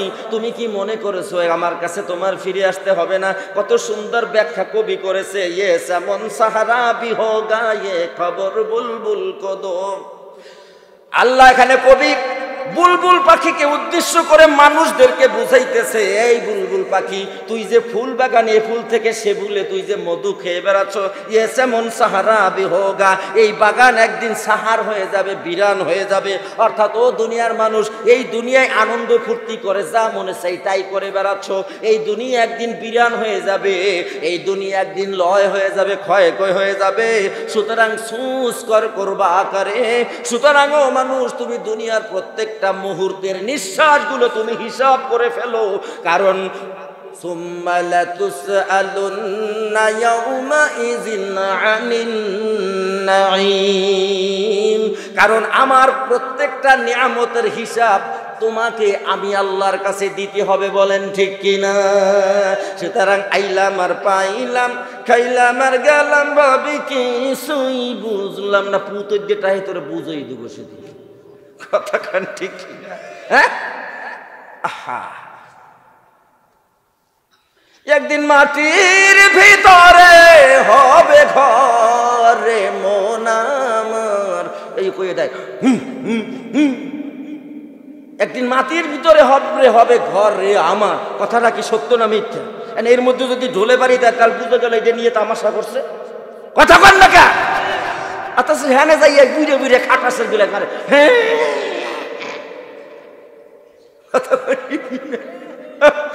একদিন থেকে এক বুইরা দোকানে বসিয়া ওই যে আসিয়ার জারি শুনতেছে, ওই যে আসিয়ার জারির মধ্যে কথিত কথা আছে না, যে ফাতেমারে দাওয়াত দেয় না, এই জন্য সমস্ত খানা পাথর হয়ে গেছে। এই আমার এই দাদুর মতো, ওই বাবার মতো এক মুরবি কয়, দাওয়াত করলো, মনে হয় উনি খাইতে পারে না, এই জন্য ওনার ভাগ্যে কম পড়ছে। আল্লাহু আকবার, সম্পূর্ণ ভিত্তিহীন অলিক। কোন দিকে যাব আমি? ছোট্ট একটা কথা শুনে আপনারা বিরক্ত হবেন। এই ঘটনাটা যে সম্পূর্ণ অলিক, সম্পূর্ণ মিথ্যা, সম্পূর্ণ বানোয়াট, এবং হযরতে ইমাম হাসান হুসাইনের ব্যাপারে কারবালার ঘটনায় এমন সব অলিক, মিথ্যা, কাল্পনিক কথা জুড়ে দেওয়া হয়েছে, যা দ্বারা বাস্তবতার লেশমাত্র নেই, বরং ঈমানকে ধ্বংস করার এক যেমন বিষাদ সিন্ধু, যেমন বিষাদ সিন্ধুর মধ্যে যা লেখা হয়েছে সব অতিরঞ্জিত, বাস্তবতার খুঁটিনাটিকে বাড়াইতে বাড়াইতে বিশাল বড় ঘটনা বানাই দিছে, অথচ আসল ঘটনার উল্লেখই নাই। কথা বলেন ঠিক কিনা? আমি আপনাদেরকে ছোট্ট একটা কথা শুনাই, তাহলে আপনাদের ভুল ধারণাটা ভেঙে যাবে। হযরতে রাসূল আকরাম সাল্লাল্লাহু আলাইহি সাল্লামের কলিজার টুকরা ফাতেমার বিবাহের প্রস্তাব আসে। বিভিন্ন বাদশাহ, রাজকুমার থেকে, শাহজাদা থেকে, ব্যবসায়ীর অনেক বড় বড় ধনাঢ্য পরিবার থেকে প্রস্তাব আসে। রাসূল নাও বলে না, হাও বলে না। দীর্ঘদিন পার হয়ে যায়। একদিন হযরত আবু বকর রাদিয়াল্লাহু তাআলা আনহু, হযরতে ওসমান, আরো কিছু সাহাবী একসাথে বসে আছে। হযরতে আবু বকর বলে, ছোট ভাই আলী রে, এত ভালো ভালো প্রস্তাব আসে, রাসূল কোনো কিছু বলে না, আমার মনে হয় রাসূল তোর জন্য অপেক্ষা করতেছে। হযরতে আলী বলে, কি যে বলেন বড় ভাই, চাল নাই চুলা নাই, হুজুরের ঘরে রান্না হইলে কয়টা খাই, নইলে পেটে পাথর বাঁধতে থাকি, আমারে কি এত বড় সুন্দরী, বিশ্ব সুন্দরী নবীর কলিজার টুকরারে বিয়ে দিব? কয় তুই একবার কইয়েই দেখ না। যখন হযরতে আবু বকর কইছে, এবারে আলী কোন রকম একবার সামনে দেয়, এক পাও পিছে দেয়, 3 পাও, এরকম যাইতে যাইতে শেষ পর্যন্ত রসুলের সামনে দিয়ে, আসসালামু আলাইকুম ইয়া রাসূলুল্লাহ, একটা কথা ছিল। না না না থাকতাম না। রসুল কয় বুঝতে পারছি তুই বুঝি আমার মেয়ের বিয়ে করতে চাও। এবার আলী কয় শরম আছে না, বুঝেন না? অর্থাৎ আলী হাসি দিয়ে বুঝলো যে হুজুর এই জন্য আইছি, কিন্তু লজ্জায় কইতে পারি না। আল্লাহ রাসূল বলে আলী রে, আমিও তো এই অপেক্ষায় আছি কবে তুই আমার ফাতেমার বিয়ের প্রস্তাব নিয়ে আসবি রে আলী। তাহলে বিয়ে যে করবি ব্যাংক ব্যালেন্স কি আছে, জমানো টাকা পয়সা কি আছে? হযরতে আলী বলে হুজুর একদম এমটি পকেট, একটা হাও নাই। শেষ পর্যন্ত আলী রাদিয়াল্লাহু তাআলা আনহু কে আল্লাহ রাসূল বলেন বিক্রি করার মতো কি আছে? ভাই কোনো সম্পদ কিছু নাই, তবে একটা ঢাল আছে, একটা তরবারি আছে, আর একটা ঘোড়া আছে। কি আছে? একটা ঢাল, একটা তরবারি, একটা ঘোড়া। আল্লাহ রাসূল সাল্লাল্লাহু আলাইহি ওয়াসাল্লাম বললেন যুদ্ধ তো অহরহ লেগেই আছে, সুতরাং সবকিছু বিক্রি করার দরকার নাই, শুধু ঢালটা বিক্রি করে দাও। হযরতে আলী রাদিয়াল্লাহু তাআলা আনহু ঢাল নিয়ে মদিনার বাজারে যাইতেছে। এদিকে হযরতে উসমান রাদিয়াল্লাহু তাআলা আনহু খবর পাইছে যে রাসূল সাল্লাল্লাহু আলাইহি ওয়াসাল্লামের কলিজার টুকরা ফাতেমার জন্য আল্লাহ রাসূল তাকে সম্মতি দিয়েছে এবং আলী টাকা জোগাড় করার জন্য কাজে লেগে গেছে। এই খবর পায় যখন পাইছে যে হযরতে আলী তার ঢালটা বিক্রি করার জন্য মদিনার বাজারে যাইতেছে, আলী তো টকবকে জুয়ান, হযরতে উসমান তো একটু বয়স্ক, পিছন থেকে ডাকতেছে আর বলতেছে ও আলী দাঁড়াও, ও আলী দাঁড়াও, ও আলী দাঁড়াও, কিন্তু শোনে না। এবারে হযরতে উসমান দ্রুত বেগে যতটুকু শক্তি আছে ব্যয় করে হযরতে আলীর কাছাকাছি গিয়ে ডাক দেয় আলী রে। এবারে আলী দাঁড়াইছে, কয় বড় ভাই আপনি আমার পিছনে দৌড়াইতেছেন, আহারে কি ব্যাপার কন্ত? কয় কই যাও? কয় শোনেন নাই, মনে আনন্দ আছে না, বিয়ের দিন ঠিক হইলে একটু ভালো লাগে না? কথা বল না, হ্যাঁ বিয়ে ঠিক হইলে একটু কেমন কেমন লাগে না? ওই যে এখন শুনছি এক দাদির মুখে শুনছি যে নাতনির বিয়ে ঠিক হয়েছে। এখন রাত্রবেলা দাদি আর নাতিন দুইজন একসাথে শুয়ে রয়েছে। রাত্র 2টার সময় উঠতে দেখে নাতি পিট পিট করে তাকাইছে, কিরে নাতি ঘুমাচ্ছে না? কয় না, ওই তোমার মতো আমার ওরকম হয়েছিল। কথা কন ঠিক কিনা? তো হযরত আলী রাদিয়াল্লাহু তাআলা আনহু তিনি সাহাবী হলে তারও তো মন আছে, তার উপরে আপনার আমার চাইতে তার বেশি খুশি হওয়ার কথা, কারণ তিনি রাহমাতুল লিল আলামিনের মেয়ের স্বামী আর আল্লাহ রাসূলের জামাতা হতে যাচ্ছে। আমরা সাধারণ একটু মেম্বারের মাইয়া বিয়ে করলে আমরা চেনাও আমি মেম্বারের জামাত, মেম্বারে গোমসরে জামাই আবার বড় কথা কয়। কথা ঠিক কিনা? আল্লাহ আমাদের হেফাজত করুন। এটা একটু আপনাদেরকে হাসাবার জন্য বললাম, আসলে তো এখন গম চুরি করে না, টিন আর তেল চুরি করে। আর একটু কোয়ালিটি ইজ ফার্স্ট, সুতরাং তাদের কোয়ালিটি এখন বাড়ছে, তাই না? আমার ভাইয়েরা, হযরতে আলী তো নবীর কন্যা, বিয়ে করবে, সুতরাং তিনি তো ডেভেলপ কম না। তিনি বলতেছে কেন শোনেন নি বড় ভাই, আল্লাহ রাসূলের মাইয়া বিয়ে করো। কথা বিয়ে করবে, টাকা পয়সা কই কবা? এই যে ঢাল লয়ে যাইতেছি বিক্রি করতেন। তাহলে ঢালটা আমার কাছে বিক্রি করো। তাহলে তো আরো ভালো হইলো, দেন কি দিবেন দেন। হযরতে ও ভাই খেয়াল করেন, হযরতে উসমানকে আর আসিয়া আর হযরতে ফাতেমাকে নিয়ে উল্টো পাল্টা জারি বানাইয়া মুসলমানের ঈমান চুরি করতেছে। অথচ দেখেন ওসমান হযরতে আলী আর ফাতেমার ব্যাপারে কি বলতেছে দেখেন। হযরতে ওসমান বলতেছে আলী রে, আমি তো হঠাৎ খবর পাইছি, বাড়িতে যাইতে পারি নাই, আমার পকেটে 400 দিরহাম অথবা 400 দিরহাম, আর একটা কি কয় দিরহাম, আর একটা সৌদিতে আর একটা কি রিয়াল, দিরহাম বা রিয়াল যাই হোক না কেন 400 টাকা তার কাছে ছিল। হযরতে আলী বলে ইয়া ও বড় ভাই, আমার এই ঢালের দাম তো 400 দিরহাম হবে না। কয় আমার কাছে যা ছিল তাই দিলাম, আরো থাকলে আরো দিতাম। সুবহানাল্লাহ কইবেন না? যা আছে তাই দিলাম, আরো থাকলে আরো দিতাম। এবারে হযরতে আলী রাদিয়াল্লাহু তাআলা টাকা পাইয়ে তো খুশি, যা পাইতাম তার চাইতে অনেক পাইছি, আমি তো ভাবছি 100 টাকাও বিক্রি করতে পারবো না, 400 পেয়ে গেছি। খুশিতে হযরতে আলী বাগ আবার দৌড় শুরু করছে। আলী এবারে কয় আলী থাম, এত অস্থির হইছো কেন? বুঝেন না? হযরতে ওসমান বলতেছে এই ডালডার মালিক কে? কয় আপনি। কয় কখন থেকে? কয় একটু আগেই তো কিনলেন। কয় এখন ঢালের মালিক তাহলে আমি? কয় হ। কয় এবারে লও ভাই, এই ঢালটা আমি তোমারে হাদিয়া দিলাম। সুবহানাল্লাহ সুবহানাল্লাহ। হযরত ওসমান বলে ঢালটা আমি তোমারে হাদিয়া দিলাম। হযরতে আলী খুব খুশি, কিন্তু তার মনে তো অন্য খুশি বিরাজ করতেছে, তাই আবার হাঁটা শুরু করছে। এবারে বলে বড় ভাই ওসমান বলে ও আলী শোনো, কেন আমি এই ঢালটা কিনলাম আবার তোমারে সেটা হাদিয়া দিলাম জানো? কারণ আল্লাহ রাসূল বলেছেন ফাতেমা আমার কলিজার টুকরা, আমার শরীরের অংশ। সেই ফাতেমাকে তুমি বিয়ে করতে যাইতেছো, আর ফাতেমা হবে জান্নাতের নারীকুলের নেত্রী। সুতরাং আমি যে ফাতেমার বিয়ায় একটু তোমারে সাহায্য করলাম, কাল হাসরের ময়দানে আমার কোনো আমলি যদি আল্লাহর দরবারে কবুল না হয়, সেদিন আল্লাহর দরবারে দাঁড়িয়ে বলবো শেরে আলীর বিয়ার সময় আমি উপকার করেছি, নবীর কলিজার টুকরা ফাতেমার বিয়ায় আমি সাহায্য করেছি, ও আল্লাহ এই উসিলায় তুমি আমারে মাফ করে দাও। যেই ওসমান হযরতে আলী রাদিয়াল্লাহু তাআলা আনহুর বিয়ায়, নবীর কলিজার টুকরা ফাতেমার বিয়ায় নিজে ঢাল কিনে সেই টাকা ফেরত দেয়, সেই টাকা দিয়ে তো দিলেও আবার ঢালও ফেরত দিয়ে দেয়, আর সে বুঝি ফাতেমারে দাওয়াত করবে না, এই কথা পাগলে বিশ্বাস করে না। কথা কন, এই সমস্ত কথা তো তারাই বিশ্বাস করবে যারা কয় দয়াল বাবা বিশ্বলি কোথায় রইলা লোকাইয়া, তোমারি বিহানের আশিক, তোমারি বিহানের আশিকের বাসে না এই প্রাণ। এইগুলা যারা করে হেরা বিশ্বাস করতে পারে এই ঘটনা সত্য, কিন্তু সত্যিকার কোন মুসলমান এটা বিশ্বাস করতে পারে না, পারে না, পারে না। কথা বলেন ঠিক কিনা?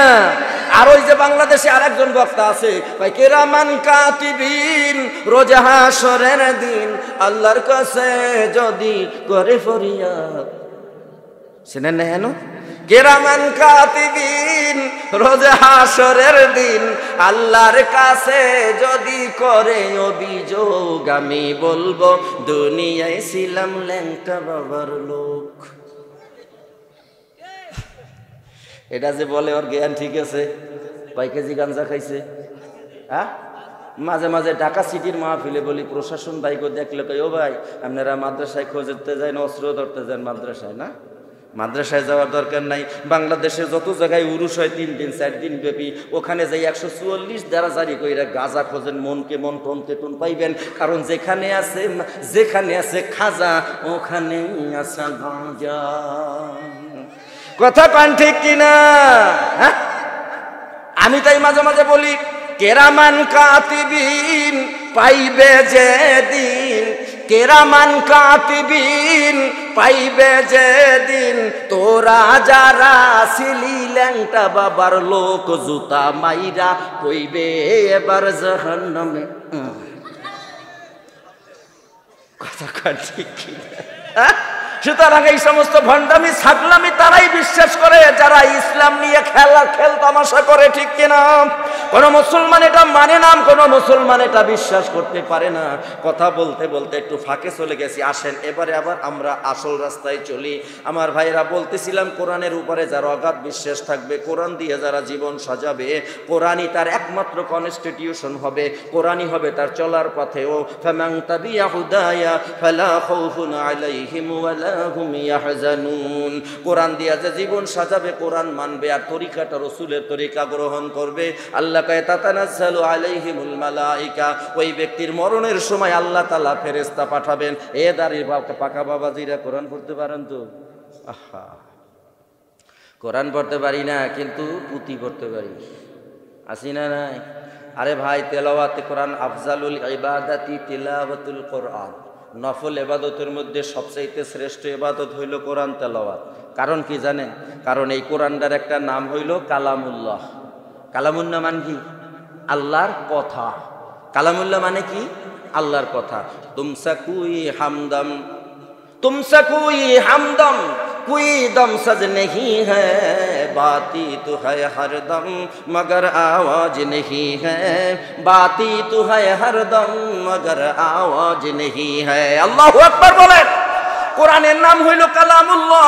এই জন্য কোনো ব্যক্তি যদি দেখে দেখে কোরআন পড়ে, সে শুধু কোরআন পড়ে না, সেজন্য ডাইরেক্ট আল্লাহর সাথে কথা বলে। সুবহানাল্লাহ, কোন সুবহানাল্লাহ, জোরে জোরে সুবহানাল্লাহ।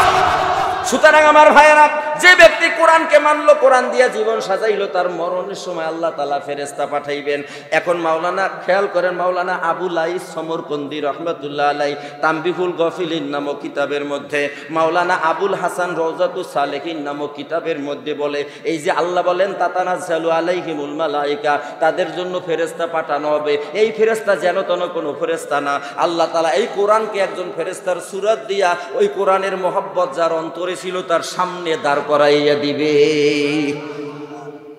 আরে আল্লাহ, সামনের দিক দুই থেকে সুবহানাল্লাহ, পিছনের লোক তোমরা কও আমরা আসি পিছে। এটা কি আমাকে ঈমানের পাপা? এটা কি খুশির খবর না দুঃসংবাদ? খুশির খবর শুনলে কি এইরকম কেউ বলে?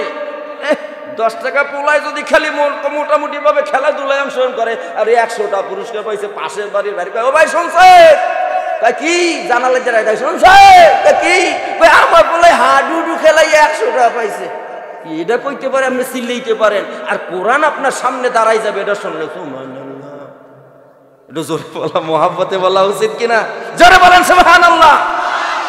আমার ভাইরা, মাওলানা আবুল আইস সমরকন্দি রহমাতুল্লাহ আলাইহি তানবিহুল গাফিলিন নামক কিতাবের মধ্যে, মাওলানা আবুল হাসান রওজাতুস সালেহিন নামক কিতাবের মধ্যে উল্লেখ করেন, এই যে কোরআনকে একজন ফেরেশতার সূরত দিয়ে দাঁড় করাইয়া দিবে, এই ফেরেশতা মুমূর্ষ ব্যক্তির সামনে দাঁড়াবে, দুনিয়ার কোনো মানুষ দেখবে না, কিন্তু মৃত্যু পথযাত্রী ব্যক্তি দেখবে। ওই কোরআন এইভাবে হাত নাড়বে, সবাই দেখেন, এইভাবে হাত নাড়বে আর বলবে আল্লাহ তাখাফু, ও আল্লাহর বান্দা তোমার ভয় নাই, ওয়ালা তাহজানু তোমার চিন্তা নাই, ওয়া আবশিরু বিল জান্নাহ তোমাকে শুভ সংবাদ দিচ্ছি ওই জান্নাতের।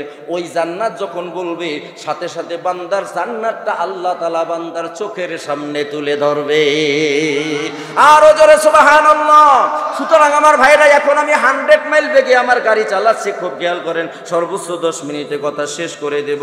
যাই হোক ভাইরা আমার, মাঝখান থেকে কিছুটা গ্যাপ কাটি আমার ভাইরা, এরপর লোকটার মরণ হয়ে যাবে। কেমনে মরণ হবে, কিভাবে হবে বলতে গেলে আরো 1-1.5 ঘন্টা সময় লাগবে। সংক্ষেপে বলি, মরণ হয়ে গেল, গোসল হয়ে গেল, কাফনের কাফন পরানো হলো, এরপরে জানাজা ছাড়াই তো কবরে ধুইব।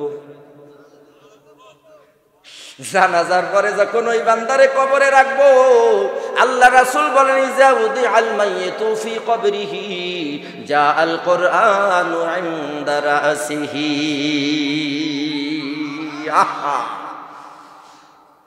ভাইজান তো সভাপতি সাহেব, তাই না? সভাপতি সাহেব না, আল্লাহু আকবার, দিনের কামলা, ঠিক আছে।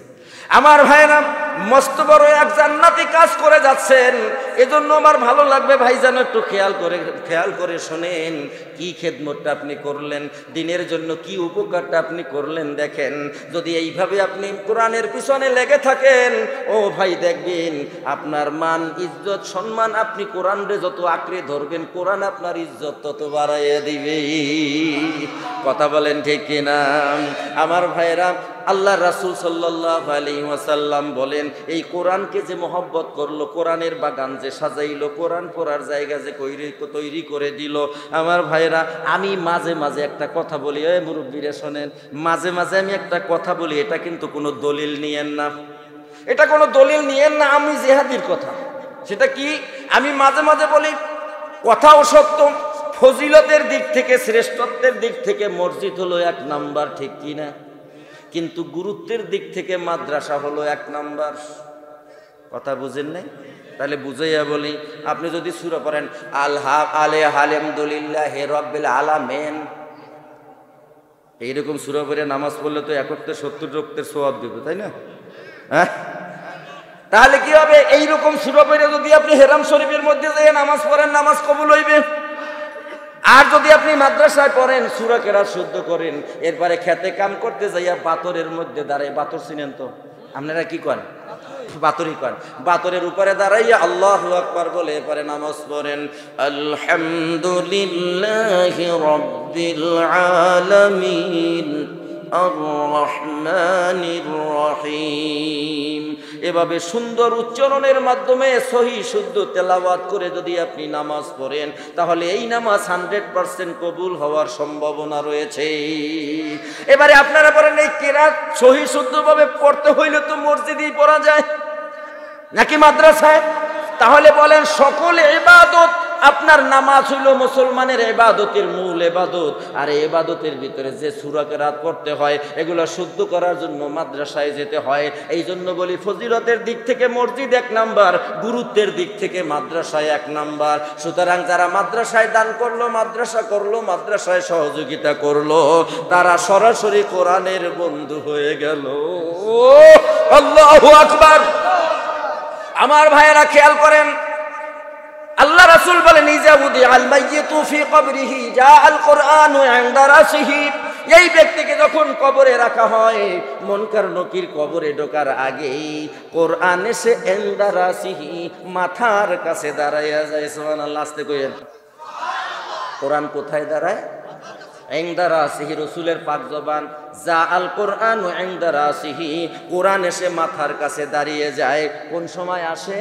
মুনকার নকির কবরে আসার, সুবহানাল্লাহ কোন, মুনকার নকির কবরে আসার আগেই কোরআন এসে হাজির হয়ে যায়। এমন সময় মুনকার নকির এসে দেখে ঘটনাটা কি রে, যেই কবরে আসলাম কবরটা তো একেবারে আলোয় আলোয় ঝলমল ঝলমল করতেছে। হঠাৎ মাথার দিকে তাকাইয়ে দেখে একজন ফেরেশতা দাঁড়িয়ে আছে। বলে হু আর ইউ? মুনকার নকিরের কি পাওয়ার নাই? কথা কয় না, নাই।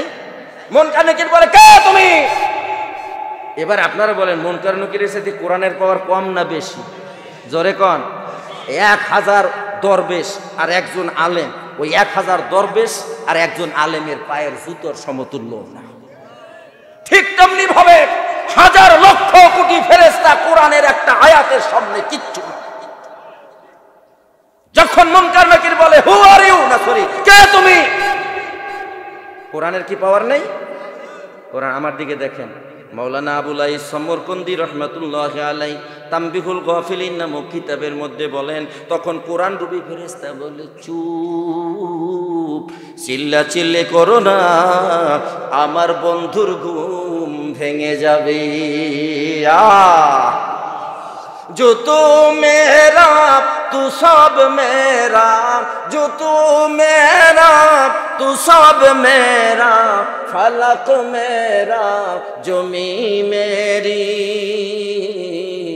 और तू एक नहीं मेरा, जो कोई शै नहीं मेरी।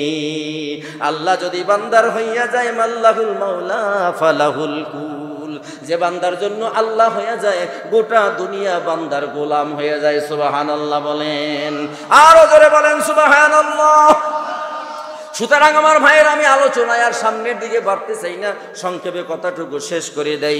মুনকার নকির বলতেছে যে, মুনকার নকির বলে কে হ পরে ফজরের নামাজ আর পড়ানো লাগবে না।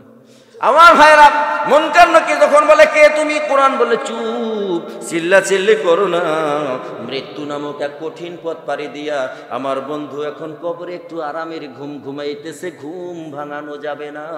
এই কথা বলার পরে মুনকার নকির কয় আপনি কে? কয় আমি আল্লাহর কোরআন। কয় আপনি আল্লাহর কোরআন, কবরে কেন? এই জায়গাটা হইল, সভাপতি সাহেব একটু খেয়াল করেন, এই জায়গাটা হইল আপনার জন্য একটা মস্ত বড় সুযোগ। এবারে কোরআন বর্ণনা দিবে মুনকার নকিরের কাছে, তাও কবরের মধ্যে।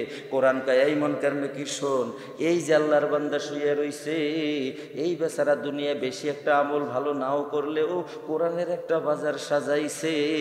একটা পর্যায়ে এই লোকটা কোরআন রে এত মহব্বত করছে, এক ওয়াক্ত নামাজ ছাড়ে নাই। আমার কোরআনের বিধান ছিল রোজা রাখতে হবে, তাই গ্রীষ্মকালেও রোজা ছাড়ে নাই। আমার কোরআনের বিধান ছিল নেশাব পরিমাণ সম্পদের মালিক হলে হজ করতে হবে, যাকাত দিতে হবে। আমার এই বন্ধুটা তাও ছাড়ে নাই। এভাবেই একটার পরে একটা গুণ স্বয়ং কোরআন কবরে মুনকার নকিরের কাছে বর্ণনা করবে।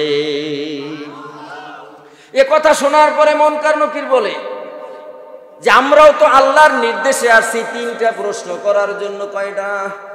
জোরে কন। আপনাকে এলাকায় 3টে করে? হ্যাঁ, শুনছেন যাইয়া? হ্যাঁ, শোনার দরকার নাই, রসুল বলেছে ওটাই আমরা বিশ্বাস করি, ঠিক কিনা? হ্যাঁ, রসুল যেটা বলেছে ওটা আমরা বিশ্বাস করি, আর এটাই হলো মুমিনের কাজ, ঠিক কিনা বলেন? আবার কি আমার ভাইরা, কষ্ট হইতেছে আপনাদের? ভালো লাগতেছে তাই না? চালিয়ে যাব, হ্যাঁ, ফজর পর্যন্ত। মাশাআল্লাহ মাশাআল্লাহ, আল্লাহ আপনার ইমানের জজবা আরো বাড়িয়ে দিক বলে আমিন।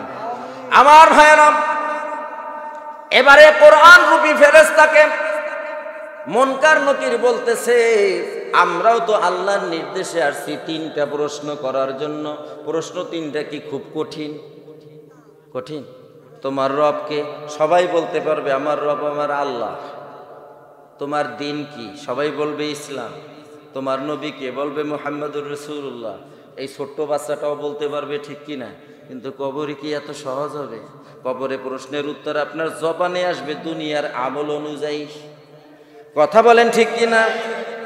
এই তিনটা প্রশ্নের আমল আপনি কবরে দিতে পারবেন দুনিয়ার আমল অনুযায়ী। সুতরাং এই তিনটা প্রশ্নের জন্য আপনার কোরআনের বন্ধুত্ব হওয়া, গ্রহণ করা, কোরআনকে বন্ধু বানানো একান্ত দরকার, ঠিক কিনা? মুনকার নকির করবে সওয়াল, রবকে তোমার বলো, দিন কি তোমার কে বা রাসূল, জলদি করে বলো। কটা হলো? ও তুই সঠিক জবাব না পারিলে রে,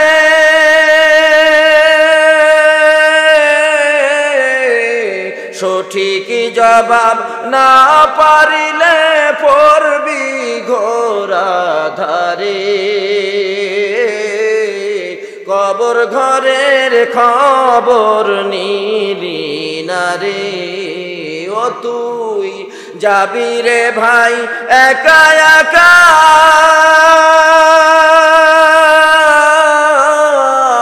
যাবি রে ভাই একা একা অন্ধকার কবরে। কবর ঘরের খবর নিলি না রে। আছে খবর আছে? হ্যাঁ, আত্মীয় স্বজন আসিয়া কাঁধে নিবে দেহ, কলমা শাহাদাত পড়িয়া চাইবে পানা খেহ, ঠিক কি না? ও তোর দুনিয়ারি ভালো আমল রে,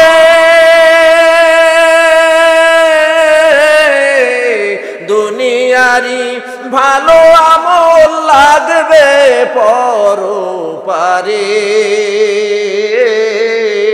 কবর ঘরের খবর নিলি না রে।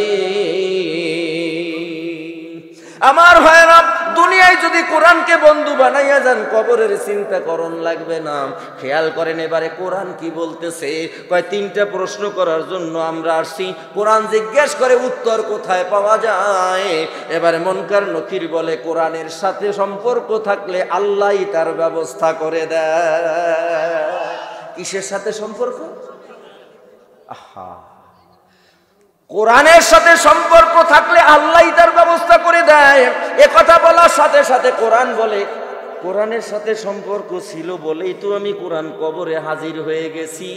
সুতরাং তিনটা কেন, যত মনে চায় তত প্রশ্ন করো, একটার পরে একটা উত্তর দেব, কিন্তু আমার বন্ধুর ঘুম ভাঙাইতে দেব না।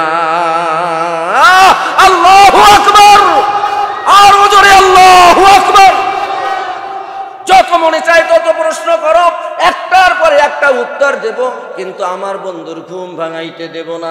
এ কথা বলার পরে মুনকার নকির আর সাহস পায় না, একটু ফাঁকে গিয়ে ডাইরেক্ট হেড অফিসে লাগাইছে। আল্লাহ কই কি, কোন জায়গায় পাঠাইছো? প্রশ্ন করব তো দূরের কথা, কবরেই ঢুকবার পারি না। সুবহানাল্লাহ। আল্লাহ কয় কেন, কি হয়েছে? আপনার কাছে প্রশ্ন আল্লাহ কি দেখে নাই? হ্যাঁ, আল্লাহ ফেরেশতাকে জিজ্ঞাসা কি হয়েছে? আপনারা কি মনে করেন আল্লাহ দেখে নাই? আল্লাহ সব দেখে, সব শুনে। কেন দেখার পরও জিজ্ঞেস করছে এখন বলতে পারবো না। আবার মাঝখানে আধা ঘন্টা সময় চলে যাবে। শুধু এটুকু বুঝে নেন, এক পর্যায়ে ফেরেশতারা বলবে, আল্লাহ আপনার বান্দার কবরে কোরআন পাহারা বসাইছে, আর কোরআনকে ওভারটেক করে আমরা যাওয়ার সাহস রাখি না। এবারে আমার আল্লাহ ডাক দিয়া বলে, ও মুনকার নকির রে, আমার যেই বান্দার কবরে কোরআন আসে সে তো কোরআনের বন্ধু। ও মুনকার নকির শুনে নে, যে বান্দা আমার কোরআনের বন্ধু হবে সে শুধু কোরআনের বন্ধু নয়, কোরআনের বন্ধু হয়ে যে কবরে আসবে আমি আল্লাহরও বন্ধু বটে। ও জিবরাইল, জিবরাইল বলবে আল্লাহ হাজির করে তাড়াতাড়ি যাও, আমার বন্ধুর কবরে যাও, আমার বন্ধুর শরীরে জান্নাতি পোশাক পরাই দাও। হাদিসের ইবারত আসছে আমার বন্ধুর কবরে জান্নাতি বিছানা বিছাইয়া দাও, আমার বন্ধুর কবরটাকে আমার জান্নাত পর্যন্ত সুরঙ্গ কইরা জান্নাতি ঘেরান দ্বারা পূর্ণ করে দাও। আর আমার বন্ধুরে রেস্টে থাকতে দাও, আরামে থাকতে দাও। অনেক দূর পথের ক্লান্তি সবর, একটু আরাম করুক, এরপরে আমি আল্লাহ তারে উঠাইয়া আমার বন্ধুরে আমি প্রথম জান্নাতের মধ্যে নিয়ে 100 প্রকারের খানা দিয়ে তাকে আপ্যায়ন করব। সুতরাং ও ভাই, আপনারা কি কোরআনের বন্ধু হতে চান? জোরে কর। ক্ষমতা দিয়া, হ্যাঁ, গুলি মাইরা, নাকি আল্লাহ রাব্বুল আলামিন খোদার কোরআনকে মহব্বত কইরা? আল্লাহর কোরআনকে মহব্বত করতে হইলে তো কোরআনের মাহফিল যেখানে হয়, কোরআন যেখানে পড়ানো হয়, টাকা পয়সা তো দিবই না, 44 দ্বারা জারি কইরা দেব, হ্যাঁ? নাকি কোরআন যেখানে মাহফিল হয় সেই মাহফিলে যাব, যেখানে কোরআন পড়ানো হয় আমার সাধ্য সামর্থ্য অনুযায়ী আমি সেখানে সাহায্য করব, ঠিক কিনা বলেন? আমার ভাইরা, এই কোরআনকে কারা কারা কবরে সঙ্গী পাইতে চান একটু আল্লাহরে দেখেন না। নারায়ে তাকবীর। কেউ হাত নামাবেন না। হাত যদি নামেন আমি আপনার পকেটে যাই হাত দেবো, আর যদি হাত দাঁড় করে রাখেন তাহলে আপনি হাত দেবেন। রাজি আছেন না ইনশাল্লাহ? এবারে আপনাদের এই সবাই যে হাত তুলছেন এর মধ্য থেকে আমি কোরআন, কফ র আলিফ নুন, কয়টা হইল অক্ষর? কয়টা? কুরআন। এর মধ্যে আলিফের উপরে হামজা দিলে হয় কয়টা? 5টা। এই আমি আজকে এইখানে যে কথাগুলো বললাম, এই কথাগুলো যদি আপনারা বুঝে থাকেন এবং সত্যিকার অর্থে আমার এই আলোচনা থেকে যদি আপনার দিলে সামান্যতম নাড়া দিয়ে থাকে, তাহলে আমি আপনাদের মধ্য থেকে 5টা লোক চাই যারা সত্যিকার অর্থে আল্লাহর কোরআনকে কবরে নিয়ে যেতে চান, মুনকার নকিরের সওয়ালের জবাবের বিপদ থেকে নিজেকে হেফাজত করতে চান, সত্যিকার অর্থে যারা কবরে গিয়ে আল্লাহর জবানের কথা শুনতে চান যে কোরআনের বন্ধু যে আমি আল্লাহরও বন্ধু সে, সুতরাং আল্লাহর বন্ধু হবেন, কোরআনের বন্ধু হবেন, কোরআনকে কবরে নিবেন। এইরকম আমি 5টা হাত চাই যারা 5000 করে টাকা বাকিতে দিবেন, নগদে দিবেন, যেভাবে আল্লাহ কুলায়, এরকম 5টা হাত আমি চাই। সবাই হাত নামান, 5 জন লোক হাত রাখেন। ওয়াসসালাতু ওয়াসসালামু আলা আশরাফিল আম্বিয়া ওয়াল মুরসালিন خاصة على نبينا سيدنا مولانا محمدا عبده ورسوله এবারে পাক পরওয়ারদিগার রব্বুল আলামিন, আমরা কতিপয় গুনাহগার নালায়েক না খানদান, এই আল্লাহ রাত 2টা প্রায় বেজে গেছে। আল্লাহ এই 2টা রাত 2টা পর্যন্ত তোমার কোরআনের পাগলগুলো সরে যায় নাই, মাঠ ভর্তি করে বসে আছে। আল্লাহ আমার দেবার কিছু নাই, আল্লাহ তুমি এদেরকে খালি হাতে ফিরাইয়া দিও না। আল্লাহ তোমার কোরআনকে মহব্বত করে মুক্ত হস্তে দান করেছে। আল্লাহ ঢাকার শহরের ভিতরেও একটা মাহফিলে প্রায় 5 লক্ষ টাকা কালেকশন হওয়া অনেক রেয়ার, খুবই কম। এরকম একটা প্রত্যন্ত অঞ্চলে মাদ্রাসার জন্য মানুষ এত দান করতে পারে, এটা তোমার কোরআনের মহব্বত ছাড়া আর কিছু নয়। ইয়া আল্লাহ, ও মালিক, হযরতে আবু বকর রাদিয়াল্লাহু তাআলা আনহুর নামে মাদ্রাসা, যেই আবু বকর দ্বীনের জন্য দান করতে করতে এত বড় ধনাঢ্য আর ব্যবসায়ী ব্যক্তি, শেষ পর্যন্ত ঘরে খাবার ছিল না। আল্লাহ, যেই আবু বকর যার এত মর্যাদা তুমি দিয়েছো রে মালিক, 8টা জান্নাত যারে নাম ধরে ধরে ডাকবে, যে আবু বকর একমাত্র সৌভাগ্যবান যে রাসূলের হিজরতের সাথী। আল্লাহ সেই আবু বকরের নামে মাদ্রাসা, আল্লাহ এই মাদ্রাসাখানাকে তুমি কবুল করে নাও। আল্লাহ কোরআনের আলো গোটা মহল্লায় তুমি ছড়িয়ে দাও। আল্লাহ এই মাদ্রাসাখানাকে কমপ্লিট করার মতো মন মানসিকতা আল্লাহ এলাকাবাসী সকলের অন্তরে দান করুন ইয়া আল্লাহ। মন ভরে প্রাণ খুলে তোমার বান্দাগুলো দান করেছে আল্লাহ, কেউ কারো চেয়ে কম না। প্রধান অতিথি, বিশেষ অতিথি, প্রধান মেহমান, সভাপতি থেকে শুরু করে আল্লাহ যারা দান করেছে আল্লাহ প্রত্যেকের দানকে তুমি কবুল করে নাও। আল্লাহ লক্ষ টাকা থেকে শুরু করে কেউ যদি রুমালে 1 টাকাও দিয়ে থাকে আল্লাহ দুনিয়ার কেউ দেখে নাই, তুমি দেখেছো রে মাওলা। সকল দানকারীকে আল্লাহ তুমি কবুল করে নাও। আল্লাহ দানের খাতিরে আসমানি জিসমানি রুহানি গায়বি আতুষি সকল প্রকার বালা মুসিবত থেকে আল্লাহ তুমি হেফাজত করিও। আল্লাহ দানকারীদের মাতা পিতা, দাদা দাদি, নানা নানি, শ্বশুর শাশুড়ি, আপনজন যারা কবরে আল্লাহ সকলকে মাফ করে দাও। আল্লাহ এই মাদ্রাসাখানাকে তুমি কবুল করে নাও ইয়া আল্লাহ। যারা দোয়া চেয়েছেন আল্লাহ প্রত্যেকের নেক মাকাসেদ আল্লাহ তুমি পূর্ণ করে দাও। কেউ বাবার জন্য দোয়া চেয়েছেন, কেউ মায়ের জন্য, কেউ অসুস্থ ব্যক্তির জন্য। আল্লাহ কে কি জন্য দোয়া চেয়েছে আল্লাহ তোমার চাইতে ভালো কেউ জানে না। আল্লাহ প্রত্যেকের নেক দোয়া নেক মাকাসেদকে আল্লাহ তুমি পূর্ণ করে দাও ইয়া আল্লাহ। ও মালিক, রাত 2টা অতিক্রান্ত হচ্ছে। ও মালিক, এই মুহূর্তে আল্লাহ তোমার দুয়ার বন্ধ হয় নাই। আল্লাহ তুমি ঘুমাও না, তোমাকে তন্দ্রাও স্পর্শ করে না। আল্লাহ তুমি তো বলেছো লা তাখুযুহু সিনাতুন ওয়ালা নাওম। আল্লাহ ঘুম তো দূরের কথা, তন্দ্রাও তোমাকে স্পর্শ করে না। ওলামায়ে মুফাসসিরিনগণ বলেন আল্লাহ কেন ঘুমান না আপনি? কারণ রাত গভীরে যদি বান্দা আমারে বিপদে পইরা ডাক দেয় আর আমি যদি ঘুমাইয়া থাকি বান্দার বিপদে সাহায্য করতে পারবো না। তাই আমি আল্লাহর মোহাব্বত বান্দার জন্য আমাকে ঘুমাতে দেয় না। আল্লাহ তাই তো তুমি হওয়ার আলোতে জেগে আছো। ও মালিক, মহল্লার অনেক মানুষ গভীর ঘুমে, কিন্তু কিছু কোরআন পাগল মা বোনেরা আমার বাবাজিরা এখানে বসে আছে। আল্লাহ এদের পক্ষ থেকে আমি অধম মুসাফির ফরিয়াদ জানাই। আল্লাহ দানকারীদের কবুল করে নাও। মাদ্রাসার কমিটি যারা তাদেরকে কবুল করে নাও। মাদ্রাসার আসাতেজায়ে কেরাম যারা তাদেরকে কবুল করে নাও। মাদ্রাসার ছাত্রছাত্রীদেরকে আল্লাহ কবুল করে নাও। এই মাদ্রাসার বাৎসরিক মাহফিলে আল্লাহ আমার ভাই মাওলানা মুখলিসুর রহমান, আমি যারে জায়েদ ইকবাল নামে চিনি আল্লাহ, এই হযরতকে অত্র এলাকা অত্যন্ত জনপ্রিয় আল্লাহ তুমি করেছো। আল্লাহ তাকে তুমি জনপ্রিয়তা, মায়া, মমতা সব কিছু আল্লাহ সকলের কাছে তুমি গ্রহণীয় পূজনীয় বানাইয়া দাও ইয়া আল্লাহ। ও মালিক, এই মাদ্রাসার সম্মানিত ম্যানেজিং কমিটির সভাপতি আমার ডান পাশে বসে আছেন। আল্লাহ তুমি তাকে দিনের একজন মর্দে মুজাহিদ হিসাবে কবুল করে নাও। আল্লাহ আমি বললাম সভাপতি, উনি বললেন না হুজুর আমি খাদেম, আমি গোলাম। হ্যাঁ, কোরআনের খাদেম হওয়া, কোরআনের গোলাম হওয়া এটা তো বড় সৌভাগ্যের বিষয় রে মাওলা। আল্লাহ তাই অত্র এলাকাবাসীর সাথে সমন্বয় সাধনের মাধ্যমে সভাপতি সাহেবকে এই মাদ্রাসাটা কমপ্লিট করার তৌফিক আল্লাহ দান করিও ইয়া আল্লাহ। মা বোন যারা পর্দার আড়ালের আল্লাহ তাদের মনে কার মনে কি দুঃখ কষ্ট বেদনা আছে আমি জানি না। আল্লাহ যার মনে যে দুঃখ কষ্ট বেদনা আছে আল্লাহ শরীয়ত সম্মত সকল কষ্ট দূর করে দাও, সকল সমস্যার সমাধান করে দাও। আল্লাহ স্বামী স্ত্রীর দাম্পত্য জীবনে আল্লাহ তুমি মায়া মহব্বত বাড়াইয়া দাও। আল্লাহ অবাধ্য সন্তানকে বাধ্যগত সন্তান বানাইয়া দাও। আল্লাহ অসুস্থকে সুস্থতা দান করো। বিপদগ্রস্তদের আল্লাহ বিপদ দূর করে দাও।